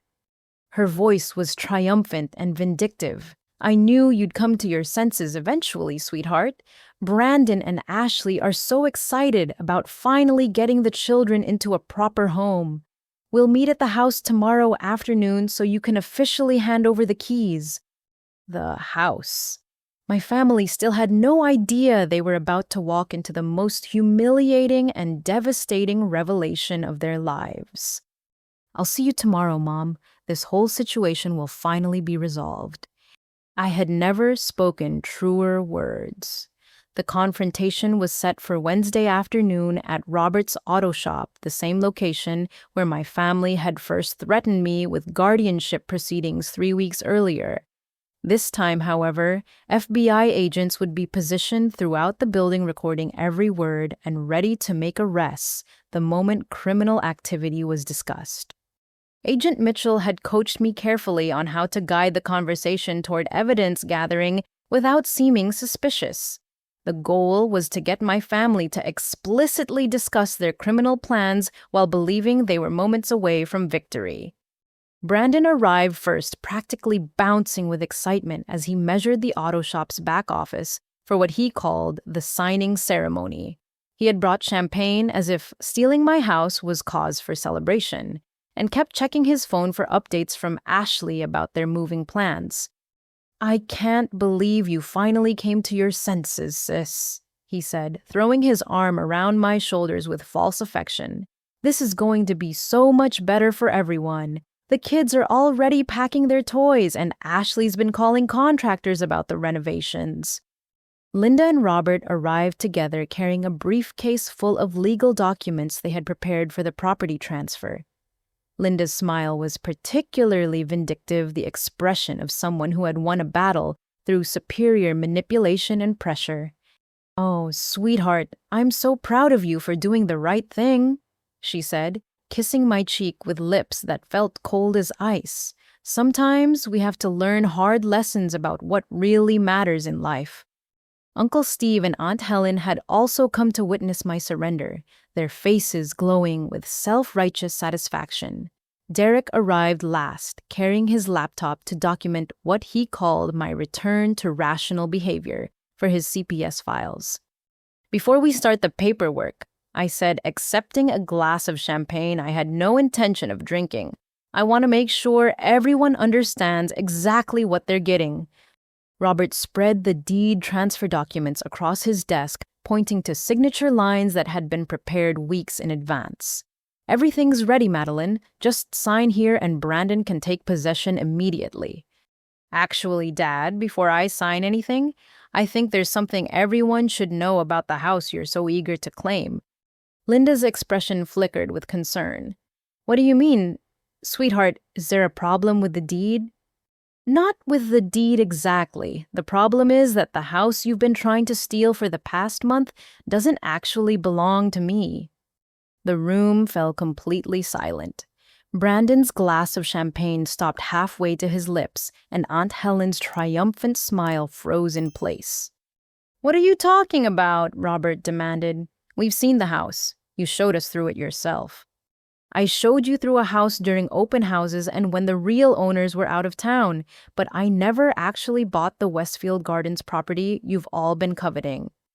Brandon set down his champagne with shaking hands. Madeline, stop playing games. We know you bought that house 6 months ago. We've seen the mortgage documents. You've seen forged mortgage documents that I created specifically to mislead you. The real purchase I made was completely different. I pulled out my phone and showed them photographs of my actual home, a beautifully crafted tiny house with custom cabinets, a loft bedroom, and everything I needed in 400 square feet of carefully designed space. This is my actual house. It's a tiny house on wheels legally classified as a recreational vehicle currently parked on my friend's private property. It cost me $38,000, which left me with enough money to make some donations I'm very proud of. The stunned silence stretched for what felt like minutes. Derek was the first to find his voice. You're lying. This is some kind of sick joke to get attention. I pulled out the legal documents showing my tiny house purchase, along with certified receipts from 3 children's charities, showing donations totaling $47,000. Made in the names of Emma Tyler and baby Chloe Carter. I donated the money you thought I spent on a big house to organizations that help children in need. The donations were made in your children's names, Brandon, because I thought they should have something positive associated with this whole situation.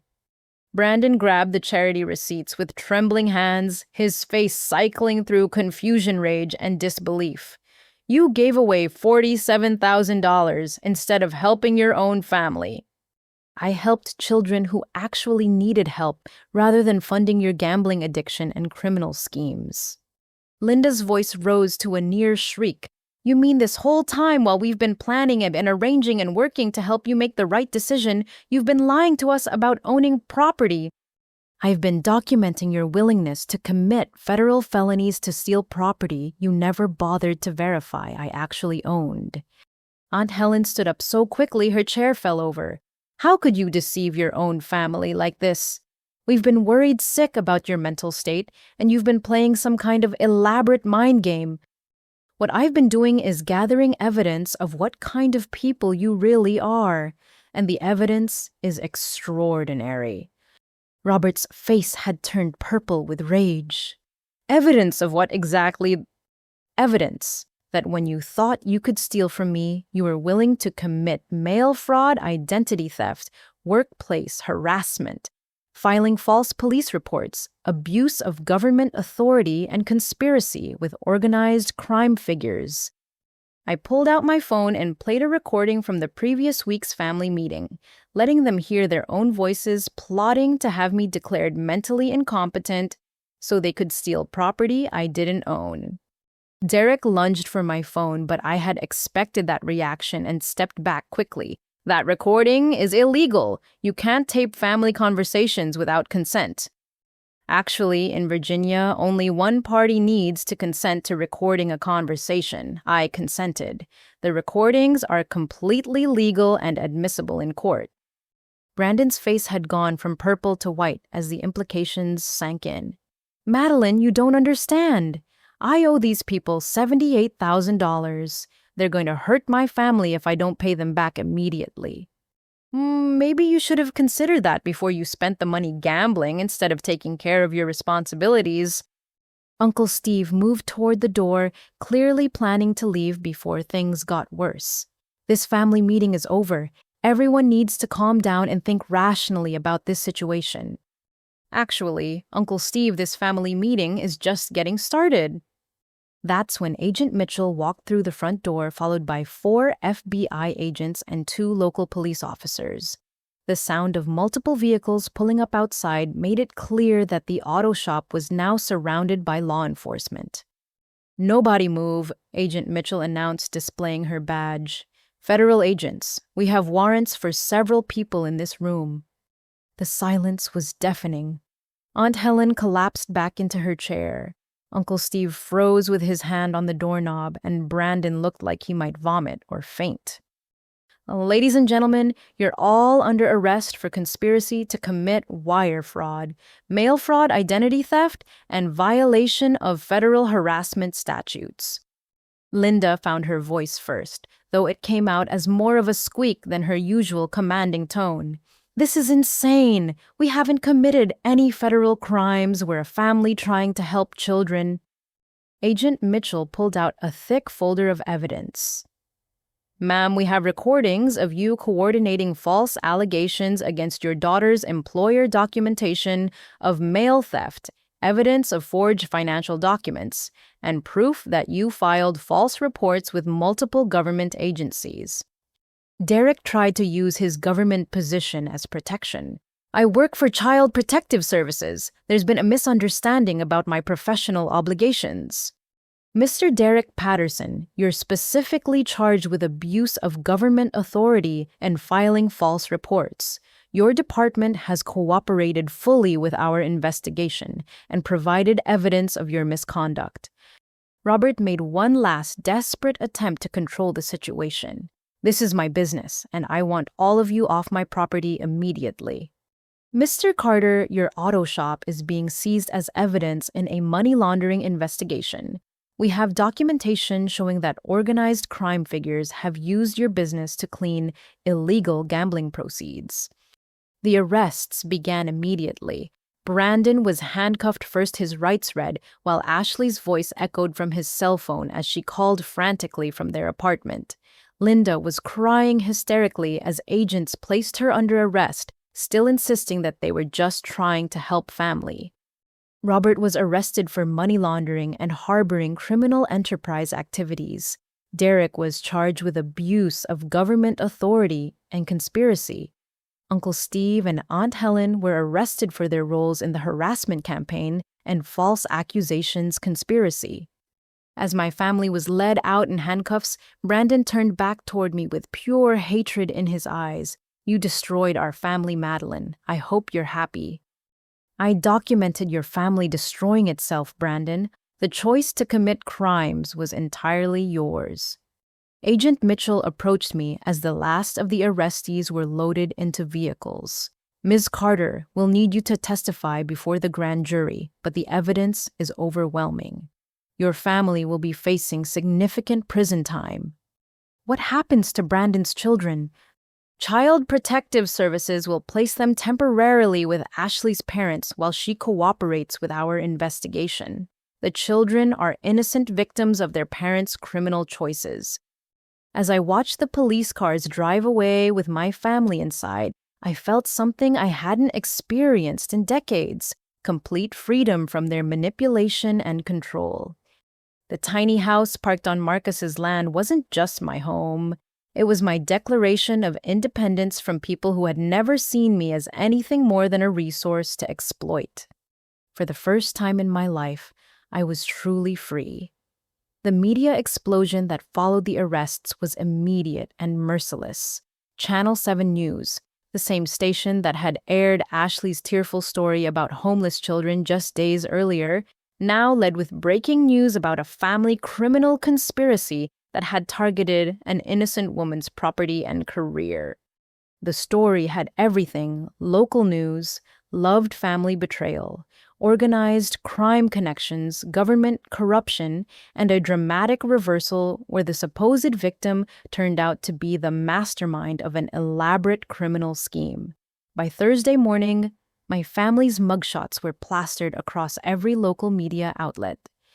Brandon's reaction to his arrest had been violent and desperate, requiring additional charges for assaulting a federal officer and resisting arrest. According to the police report that became public record, he had to be restrained with leg shackles after attempting to kick out the windows of the transport vehicle. Defendant became increasingly agitated during booking procedures, the arresting officer wrote. He made multiple threats against his sister law enforcement officers and claimed he would make everyone pay for his arrest. Subject required medical evaluation for possible psychiatric crisis. Linda's mugshot showed a woman who looked decades older than her actual age. Her carefully maintained appearance destroyed by hours of crying and the harsh lighting of the police station. Her arrest had triggered a medical emergency when her blood pressure spiked dangerously high, requiring paramedics to treat her before she could be processed. Robert's arrest at the auto shop had revealed the full scope of his money laundering operation. FBI agents had seized business records showing that the shop had processed over $200,000 in illegal gambling proceeds over the past 18 months, taking a 10% cut for providing financial services to organized crime figures.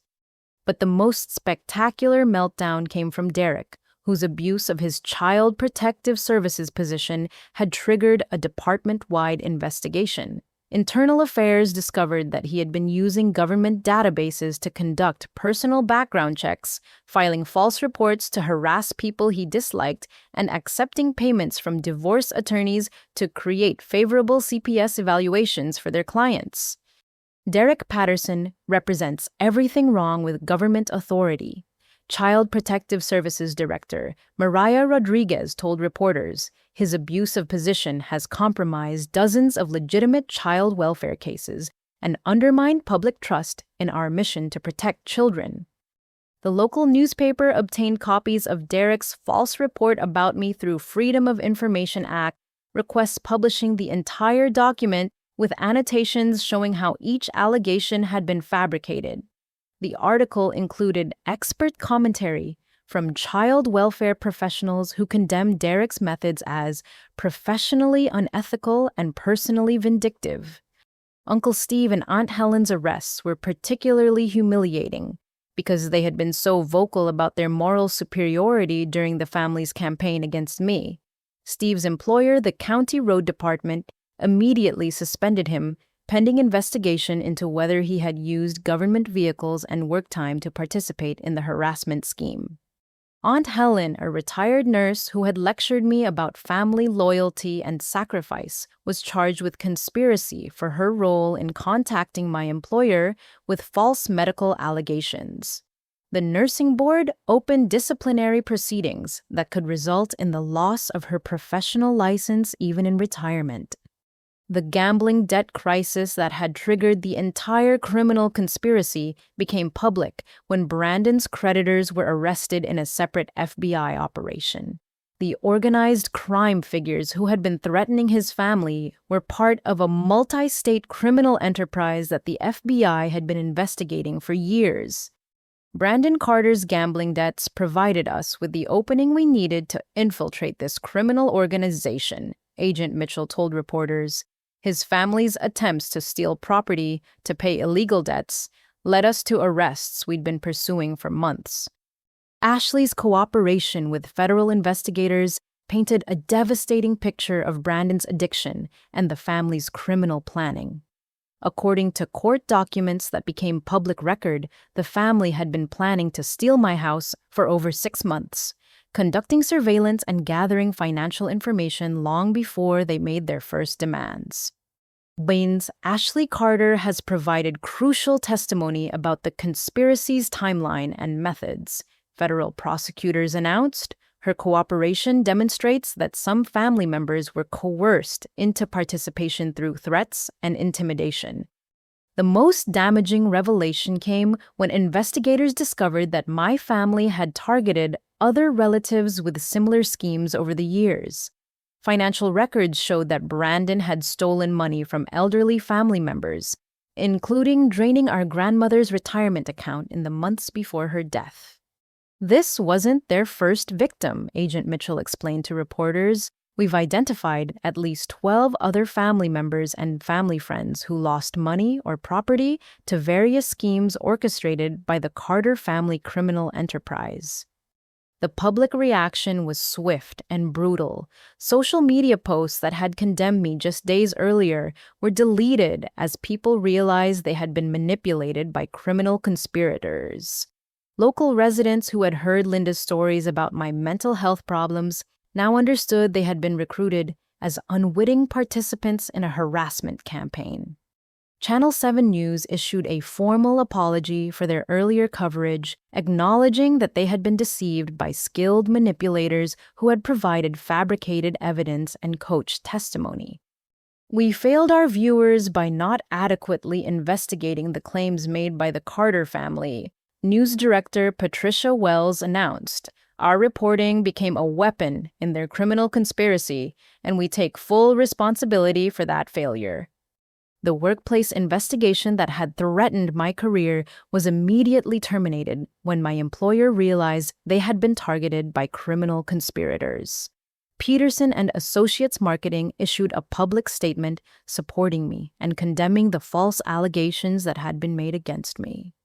Madeline Carter has been completely cleared of all allegations, company president Marcus Peterson announced.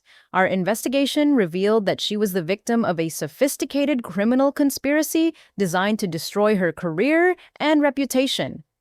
But perhaps the most satisfying vindication came when the local district attorney's office, which had threatened criminal charges against me based on my family's false allegations, announced that no charges would be filed and that they were investigating how their office had been manipulated by criminals. The allegations against Ms. Carter were fabricated by individuals who are now facing federal charges for their criminal activities. District Attorney Rebecca Santos told reporters, "Our office was deceived, and we apologize for any distress this caused an innocent citizen." The tiny house story captured national attention when architectural magazines and lifestyle blogs discovered the real reason behind my housing choice. Instead of the materialism and greed my family had portrayed, the media found a story of intentional living, financial independence, and charitable giving that resonated with people struggling with housing costs and family pressures. Madeline Carter chose freedom over status, simplicity over size, and giving over getting, wrote Tiny House magazine in their feature story. Her story proves that the American dream doesn't have to include debt stress and family manipulation. By Friday evening, less than 48 hours after the arrests, my family's criminal conspiracy had become a cautionary tale about greed manipulation and the consequences of criminal behavior. Their mugshots had been shared thousands of times on social media, usually accompanied by commentary about karma and justice. The children, Emma Tyler and baby Chloe, had been placed in protective custody with Ashley's parents, who had no involvement in the criminal conspiracy. The charitable donations I had made in their names would be held in trust accounts until they reached adulthood, ensuring they would have resources for education and opportunities their criminal parents couldn't provide. As I watched the news coverage from my tiny house that evening, I felt a mixture of sadness and relief. Sadness for the children who would grow up knowing their parents and grandparents were criminals, but relief that they would be raised by people who understood the difference between right and wrong. The war was over and justice had been served more thoroughly than I ever could have imagined. The federal investigation that had started with my family's attempt to steal my house expanded into something far larger and more significant than anyone had anticipated. What Agent Mitchell initially described as a straightforward case of family fraud and identity theft became a window into a criminal enterprise that had been operating across multiple states for over a decade. The breakthrough came when investigators began examining Robert's auto shop records and discovered financial transactions that connected the Carter family criminal conspiracy to a much broader network of organized crime activities. The shop had served as more than just a money laundering operation for Brandon's gambling debts. It had been a crucial financial hub for criminal activities involving dozens of people across Virginia, North Carolina, and Tennessee. We uncovered a sophisticated criminal network that used family businesses and personal relationships to hide illegal financial transactions. Agent Mitchell explained during a press conference that made national news. The Carter family's willingness to commit crimes against their own daughter led us to evidence of elder abuse, identity theft, and financial fraud affecting dozens of victims over more than 10 years. The most shocking revelations came when investigators examined the family's financial history and discovered that Brandon's gambling addiction had been funded by systematically stealing from elderly relatives and family friends. Bank records showed unauthorized withdrawals from retirement accounts, forged checks, and credit cards opened in elderly relatives' names. Grandma Rose, who had died 18 months earlier at age 84, had been one of their primary victims.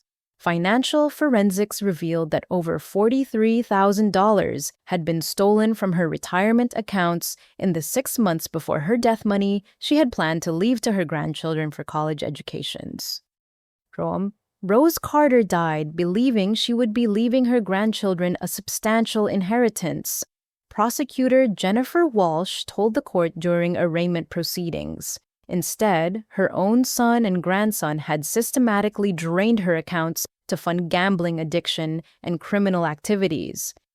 Uncle Frank, the family patriarch who had lectured me about family loyalty during their manipulation campaign, had also been victimized by the criminal enterprise.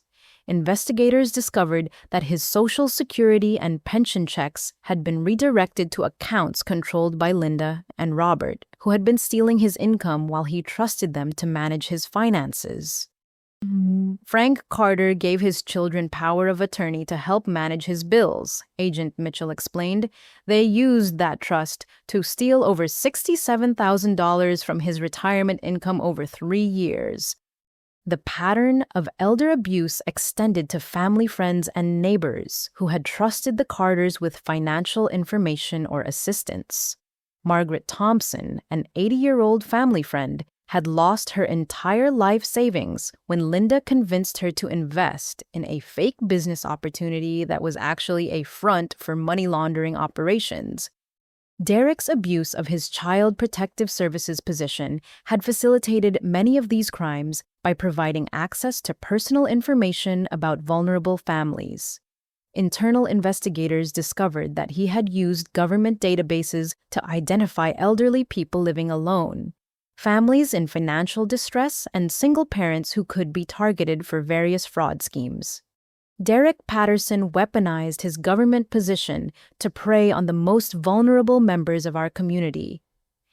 CPS Director Maria Rodriguez testified before a legislative oversight committee.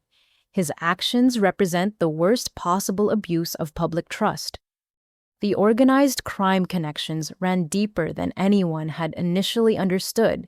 Brandon's gambling debts weren't just random criminal activity, they were part of a structured operation designed to recruit people like him as money launderers and fraud facilitators. Criminal organizations specifically target people with gambling addictions because their desperation makes them willing to commit increasingly serious crimes, explained FBI Organized Crime Specialist Agent Robert Chen. Brandon Carter became a perfect recruit because his family relationships gave him access to multiple victims. The auto shop had processed over $600,000 in illegal financial transactions over 5 years, with Robert taking percentage cuts that had funded the family's middle-class lifestyle while elderly relatives and friends were systematically robbed. Court documents revealed that the family had maintained detailed records of their criminal activities, including spreadsheets, tracking stolen money victims' financial information, and plans for future fraud schemes. Linda had kept what prosecutors called a crime diary that documented their illegal activities with shocking casualness. June 15th. Took $4,000 from Uncle Frank's account for Brandon's poker game. He won't notice until next month. Read one entry from Linda's diary that was entered into evidence. July 3rd, applied for credit card using Margaret Thompson's information. Should arrive at our mailbox next week. The federal charges filed against my family members reflected the scope and severity of their criminal activities. Brandon faced charges including conspiracy to commit wire fraud, identity theft, money laundering, elder abuse, and assault on federal officers, carrying a potential sentence of 12 to 25 years in federal prison. Robert was charged with operating a continuing criminal enterprise, money laundering, elder abuse, and conspiracy, with potential sentences ranging from 15 to 30 years. Linda faced charges including conspiracy, identity theft, elder abuse, filing false reports, and fraud, carrying potential sentences of 8 to 18 years. Derek was charged with abuse of government authority, conspiracy, identity theft, and violation of civil rights, with potential sentences of 6 to 15 years. Uncle Steve and Aunt Helen received lesser charges, focused on their participation in the harassment campaign against me, but their involvement in the broader conspiracy meant they faced potential sentences of 3 to 8 years each. The civil forfeiture proceedings were equally devastating. Federal authorities seized the auto shop, the family home, all vehicles, and every financial account connected to the criminal enterprise. The victims' restitution fund would eventually total over $800,000 money that had been stolen from elderly people and families over years of criminal activity. Ashley's cooperation with investigators had earned her a plea agreement that would result in probation and community service in exchange for testimony against the other family members. Her willingness to provide evidence had been crucial in documenting the timeline and methods of the criminal conspiracy. Ashley Carter was coerced into participation through threats against her children. Prosecutor Walsh explained, her cooperation has been essential in ensuring that the actual architects of these crimes receive appropriate sentences. The state-level charges were equally serious. Derek faced disciplinary action from the Virginia Department of Social Services that would permanently bar him from working in child welfare. Robert's business licenses were revoked permanently. Linda faced charges related to filing false police reports and harassment. But perhaps the most satisfying outcome was the discovery that the family's attempts to steal my house had provided investigators with the evidence needed to shut down a criminal network that had been victimizing vulnerable people for over a decade. If Madeline Carter hadn't documented her family's criminal behavior so thoroughly, we might never have discovered the full scope of their criminal enterprise. Agent Mitchell told reporters, her courage in fighting back led to justice for dozens of victims who thought they would never see their stolen money again. The sentencing phase would take months to complete, but the plea agreements and cooperation deals meant that my family members would spend significant portions of their remaining lives in federal prison. Justice had been served more completely than I ever could have imagined. The phone call that changed my professional trajectory came on a Tuesday morning, exactly 1 month after my family's arrests. Marcus Peterson, the president of Peterson and Associates Marketing, asked me to come in for what he called an important conversation about your future with the company. I had been expecting termination despite my complete vindication. Corporate America rarely rewards employees who become the center of criminal investigations, even when they're victims rather than perpetrators. The association with scandal, regardless of innocence, often marks the end of advancement opportunities and workplace relationships. But as I sat in Marcos's corner office overlooking downtown Richmond, I realized this conversation would be unlike anything I had anticipated. Madeline, I owe you a profound apology. Marcus began, his voice carrying genuine remorse. Our company failed you in the worst possible way. When your family made criminal allegations against you, we should have recognized them as harassment rather than treating them as legitimate concerns. The comprehensive internal investigation that followed my family's arrests had revealed the sophistication of their campaign to destroy my career. The false allegations had been carefully crafted using insider knowledge about corporate policies and investigation procedures. Your family researched our employee handbook, our investigation protocols, and our disciplinary procedures, Marcus continued. They designed their false allegations specifically to trigger our most serious investigation processes. HR Director Patricia Williams had discovered that Linda had called the company multiple times over several weeks, gathering information under various pretenses about how the company handled employee misconduct allegations. She had posed as a concerned relative, a potential client, and even a former employee to learn about internal procedures. The level of premeditation was extraordinary. Patricia explained when she joined our meeting. They created a detailed plan to weaponize our own policies against you. But the investigation had also revealed something that shocked my colleagues and supervisors: the true scope of my professional dedication and integrity. The forensic accounting review of my work had uncovered years of unpaid overtime personal expenses absorbed to benefit company projects and consistently outstanding performance that had been under-recognized. Madeline, when we audited your work history, we discovered that you've been working an average of 65 hours per week for the past 3 years, while only claiming 40 hours on your timesheets, Marcus said. You've been essentially donating 25 hours of professional time every week to this company. The audit had found numerous instances where I had paid for client lunches, travel expenses, and project materials from my personal funds, rather than submitting expense reports. My dedication to client satisfaction had cost me thousands of dollars over the years, money I had never sought reimbursement for. You've been funding company expenses from your personal budget, Patricia continued. When we calculated the total amount, we realized you've contributed over $18,000 of your own money to company projects over the past 4 years. But the most significant discovery was the quality and impact of my work. Client feedback reviews revealed that my campaigns had generated over $2 million in additional revenue for the company, far exceeding the contributions of colleagues at similar levels. Your Storm Industries campaign increased their annual revenue by 38%, Marcus explained. Your work with Richmond Memorial Hospital resulted in a 47% increase in patient satisfaction scores. Your Riverside Development project brought in 12 new clients. The company's legal team had also discovered that my family's false allegations had exposed them to significant liability.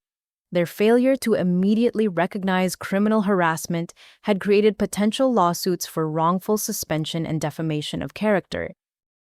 Madeline, we need to discuss how we can make this right, Marcus said. Our lawyers have advised us that we have significant legal exposure for how we handled the false allegations against you. The settlement offer was comprehensive and generous. Immediate promotion to regional marketing director with a 40% salary increase retroactive to the date of my suspension. Full reimbursement for all personal expenses I had absorbed over the years. Payment for all unused vacation time and unpaid overtime hours. A formal letter of apology for company records. But the most meaningful gesture was the company's commitment to implementing new policies to protect employees from family harassment and criminal conspiracies. We're creating the Madeline Carter Employee Protection Protocol, Patricia explained. It includes immediate legal support for employees targeted by criminal harassment, mandatory law enforcement consultation for serious allegations, and protection from retaliation for reporting criminal behavior. The promotion meant I would oversee marketing operations across 3 states, managing a team of 15 professionals and handling the company's largest client accounts.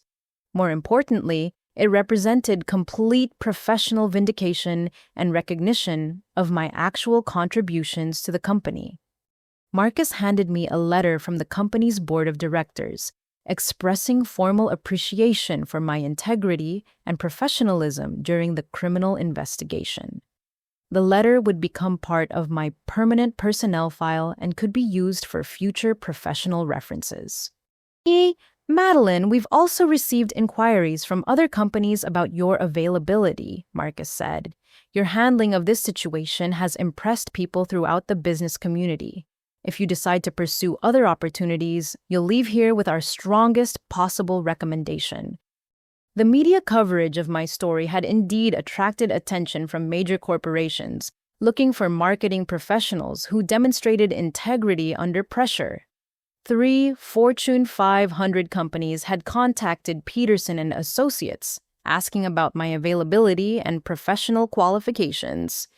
But perhaps the most satisfying professional vindication came from my colleagues' reactions to the truth about my family's criminal conspiracy. People who had initially been suspicious or distant during the investigation now understood that I had been the victim of sophisticated criminals rather than the perpetrator of workplace misconduct. Madeline, I owe you an apology, said Jennifer Walsh, a colleague who had avoided me during the investigation. When HR started investigating you for embezzlement, I thought there must be some truth to the allegations.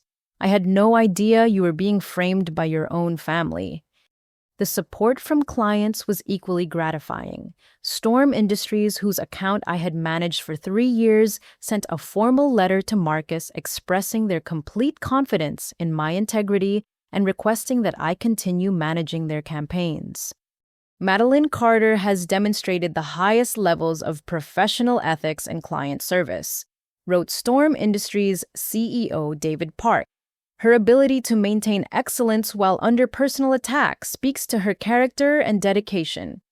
The Richmond Business Journal featured my story as an example of professional resilience and integrity, focusing on how I had maintained work quality despite being targeted by criminal family members.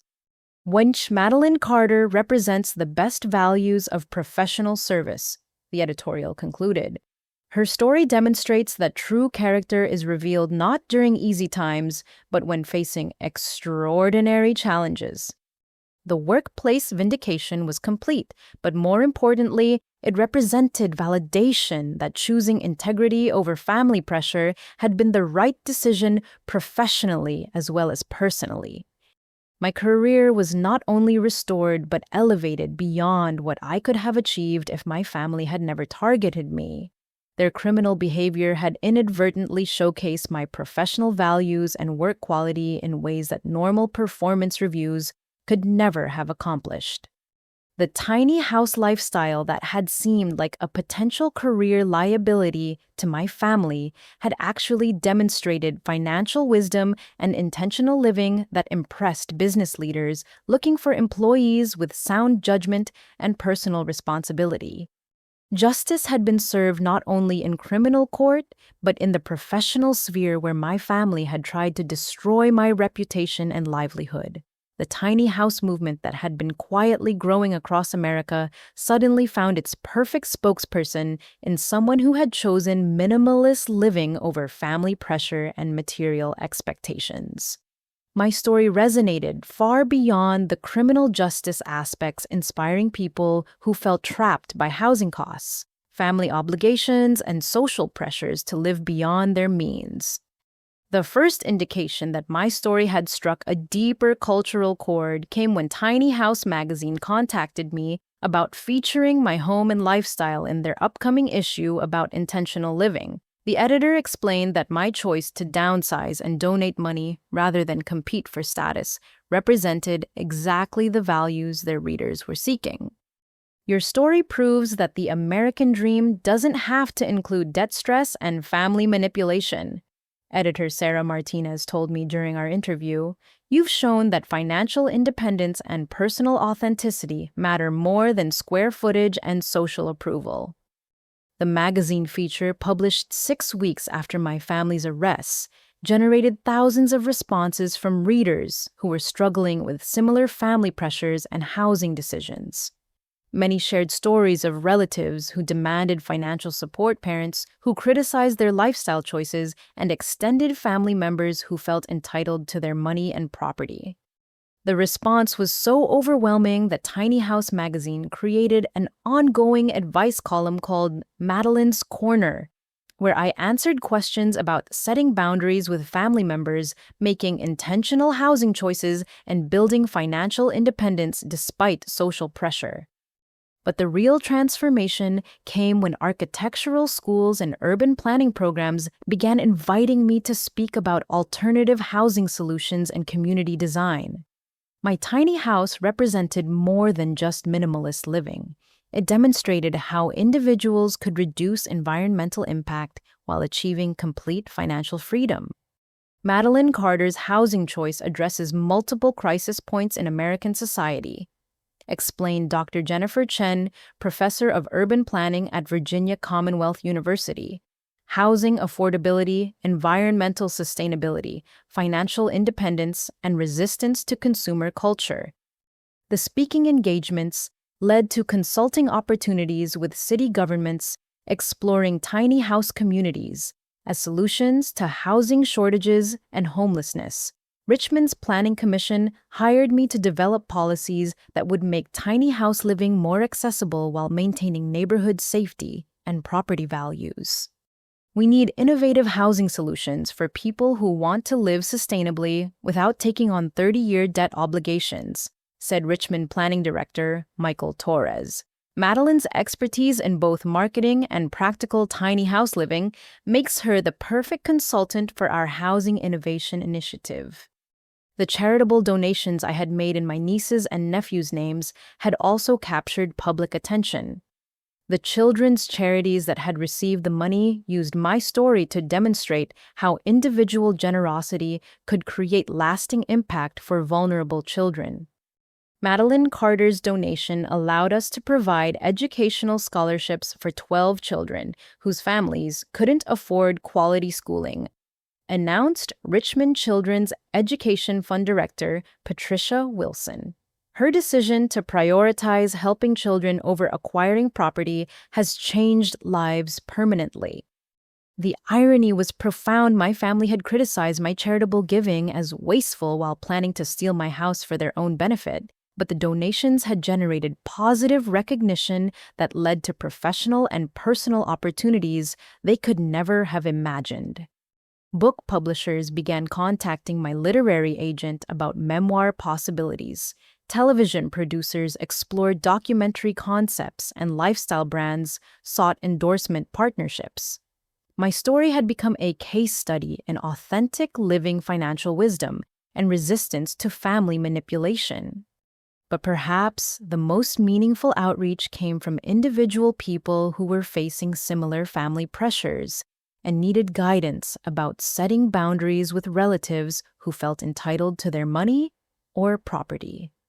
I've gotten over 300 emails from people dealing with family members who want to take their homes, control their finances, or manipulate them into supporting adult relatives' poor decisions.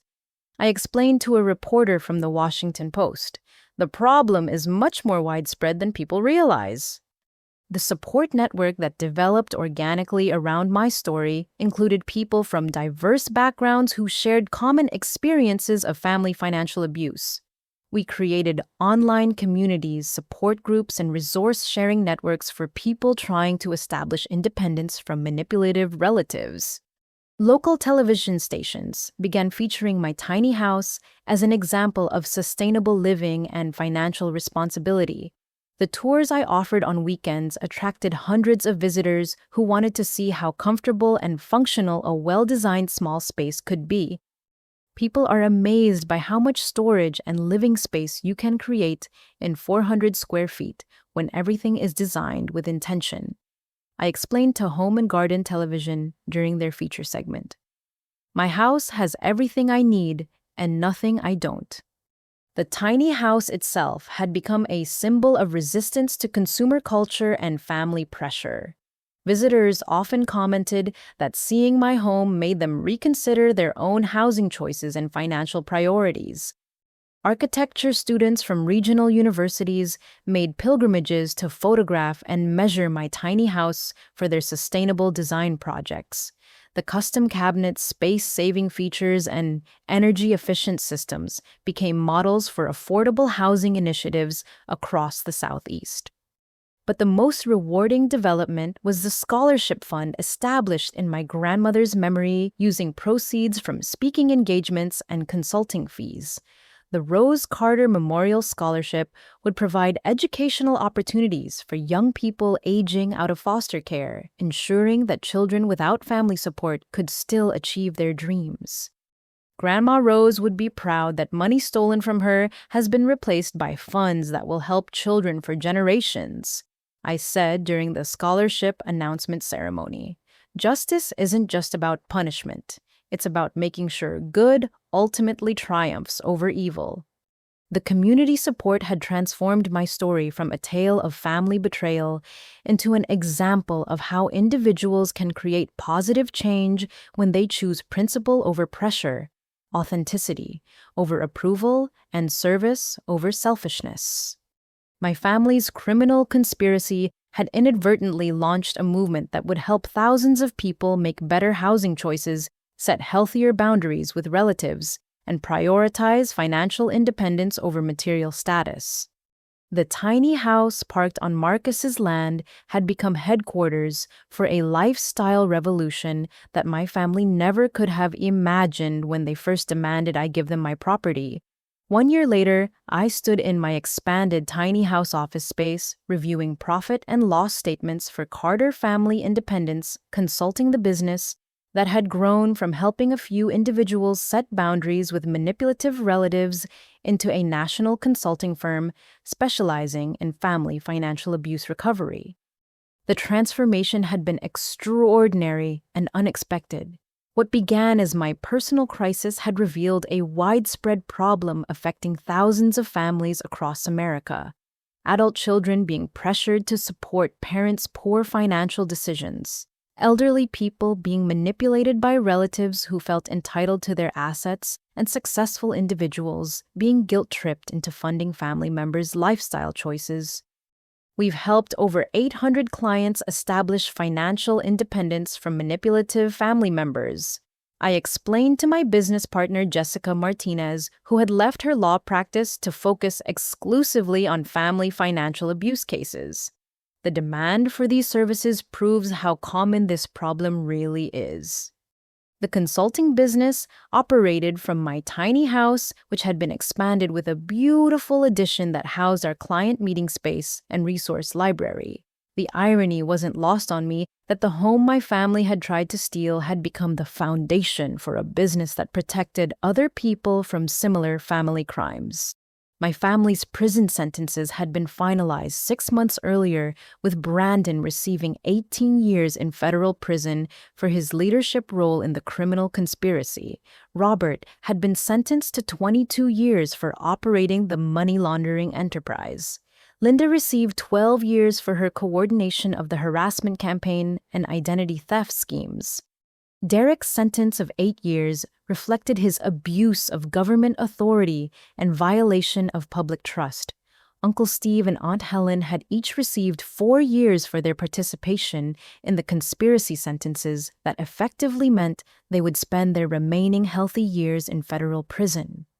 The sentences sent a clear message that family relationships don't excuse criminal behavior. Federal prosecutor Jennifer Walsh had announced during the final sentencing hearing, Elder abuse, identity theft, and fraud are serious crimes regardless of whether the perpetrators share DNA with their victims. Ashley had completed her community service requirements and was rebuilding her life with support from her parents, who had gained permanent custody of Emma, Tyler, and Chloe. The children were thriving in a stable environment, away from the chaos and criminality that had defined their early years. The charitable trust accounts I had established in the children's names had grown substantially through additional donations from people inspired by their story. By the time they reached 18, each child would have sufficient funds for college education and career training, ensuring they could break the cycle of poor decisions that had destroyed their parents' lives. Emma wants to become a teacher, Ashley told me during one of our quarterly update calls. She says she wants to help children who don't have safe families. Tyler's interested in engineering, and Chloe is too young to know yet, but she's incredibly bright. The children would grow up knowing their aunt had chosen to help them, despite their parents' criminal behavior toward her. They would understand the difference between enabling bad behavior and supporting innocent victims of family dysfunction. The broader impact of my story had exceeded anything I could have imagined. Legislation had been introduced in 12 states to strengthen protections against family financial abuse, inspired by the Carter case and the hundreds of similar situations documented by my consulting practice. The Carter Family Financial Protection Act will make it easier for victims of family financial crimes to seek legal remedies without having to overcome cultural assumptions that family members wouldn't steal from each other, explained Virginia State Senator Rebecca Santos, the bill's primary sponsor. The tiny house movement had also been transformed by my story's demonstration that minimalist living could be a choice of strength rather than limitation. Tiny house communities were being developed across the country specifically for people seeking independence from family pressure and housing debt. My book, The Courage to Choose Freedom: Escaping Family Financial Abuse, had been published to positive reviews and strong sales. The advance and royalties had funded expansion of the scholarship program and allowed me to donate consulting services to low-income victims of family financial crimes. But perhaps the most satisfying development was the network of relationships I had built with people who valued integrity, authenticity, and mutual respect. The friends and colleagues who had supported me through the crisis had become lifelong connections based on shared values rather than family obligation. Marcus Peterson had become more than a business colleague. He was a trusted friend who had offered his land for my tiny house and supported my career transition into consulting. Mrs. Patterson, my neighbor who had first alerted me to my father's mail theft, had become a surrogate grandmother figure who checked on me regularly and celebrated my successes. The romantic relationship that had developed with FBI agent Sarah Mitchell was built on mutual respect and shared commitment to justice. Our connection had grown naturally from professional collaboration into personal partnership, proving that authentic relationships could develop when people work together toward common goals. You've created a life based on your own values, rather than other people's expectations, Sarah observed as we sat on my tiny house porch watching the sunset. That's the foundation of genuine happiness. The life lessons that emerged from my family's criminal conspiracy were profound and applicable to anyone facing pressure to compromise their values for family harmony. First, authentic family relationships are based on mutual respect and support, not obligation and manipulation. People who truly love you want you to succeed and be happy, not sacrifice your well-being for their convenience. Second, enabling bad behavior by family members doesn't help anyone in the long term.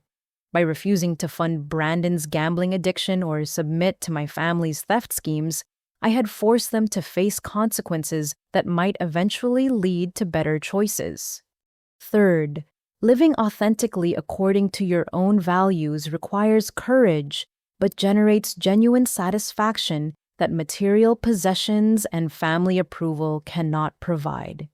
My tiny house represented freedom, sustainability, and intentional living that aligned with my actual priorities rather than social expectations.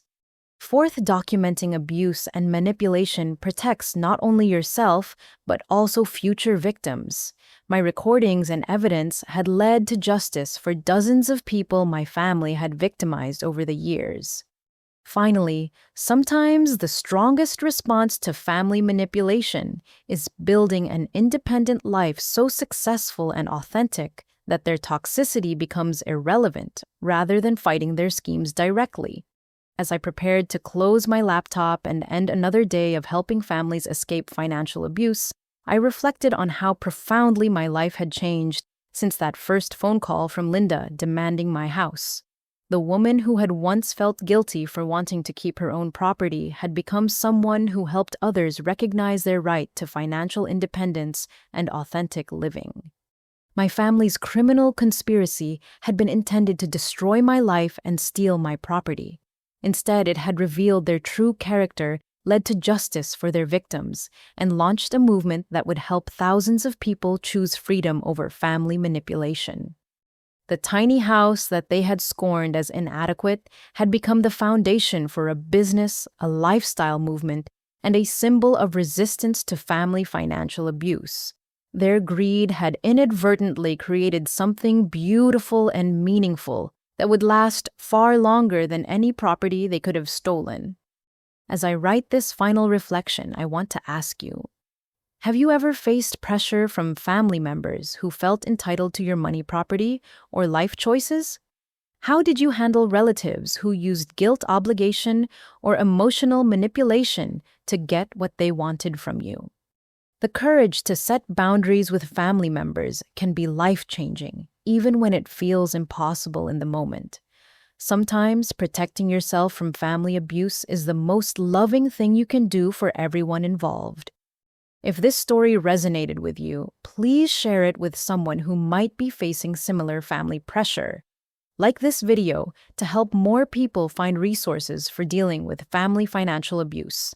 Subscribe to hear more stories about choosing authenticity over approval, and please share your own experiences in the comments to help build a community of support for people establishing independence from manipulative family relationships. Thank you for listening to my story. I hope it reminds you that true family members want you to thrive, not just survive, and that building a life based on your own values is always worth the struggle. May you find the courage to choose freedom, authenticity, and genuine relationships over guilt, obligation, and manipulation. Your future self will thank you for the brave choices you make today.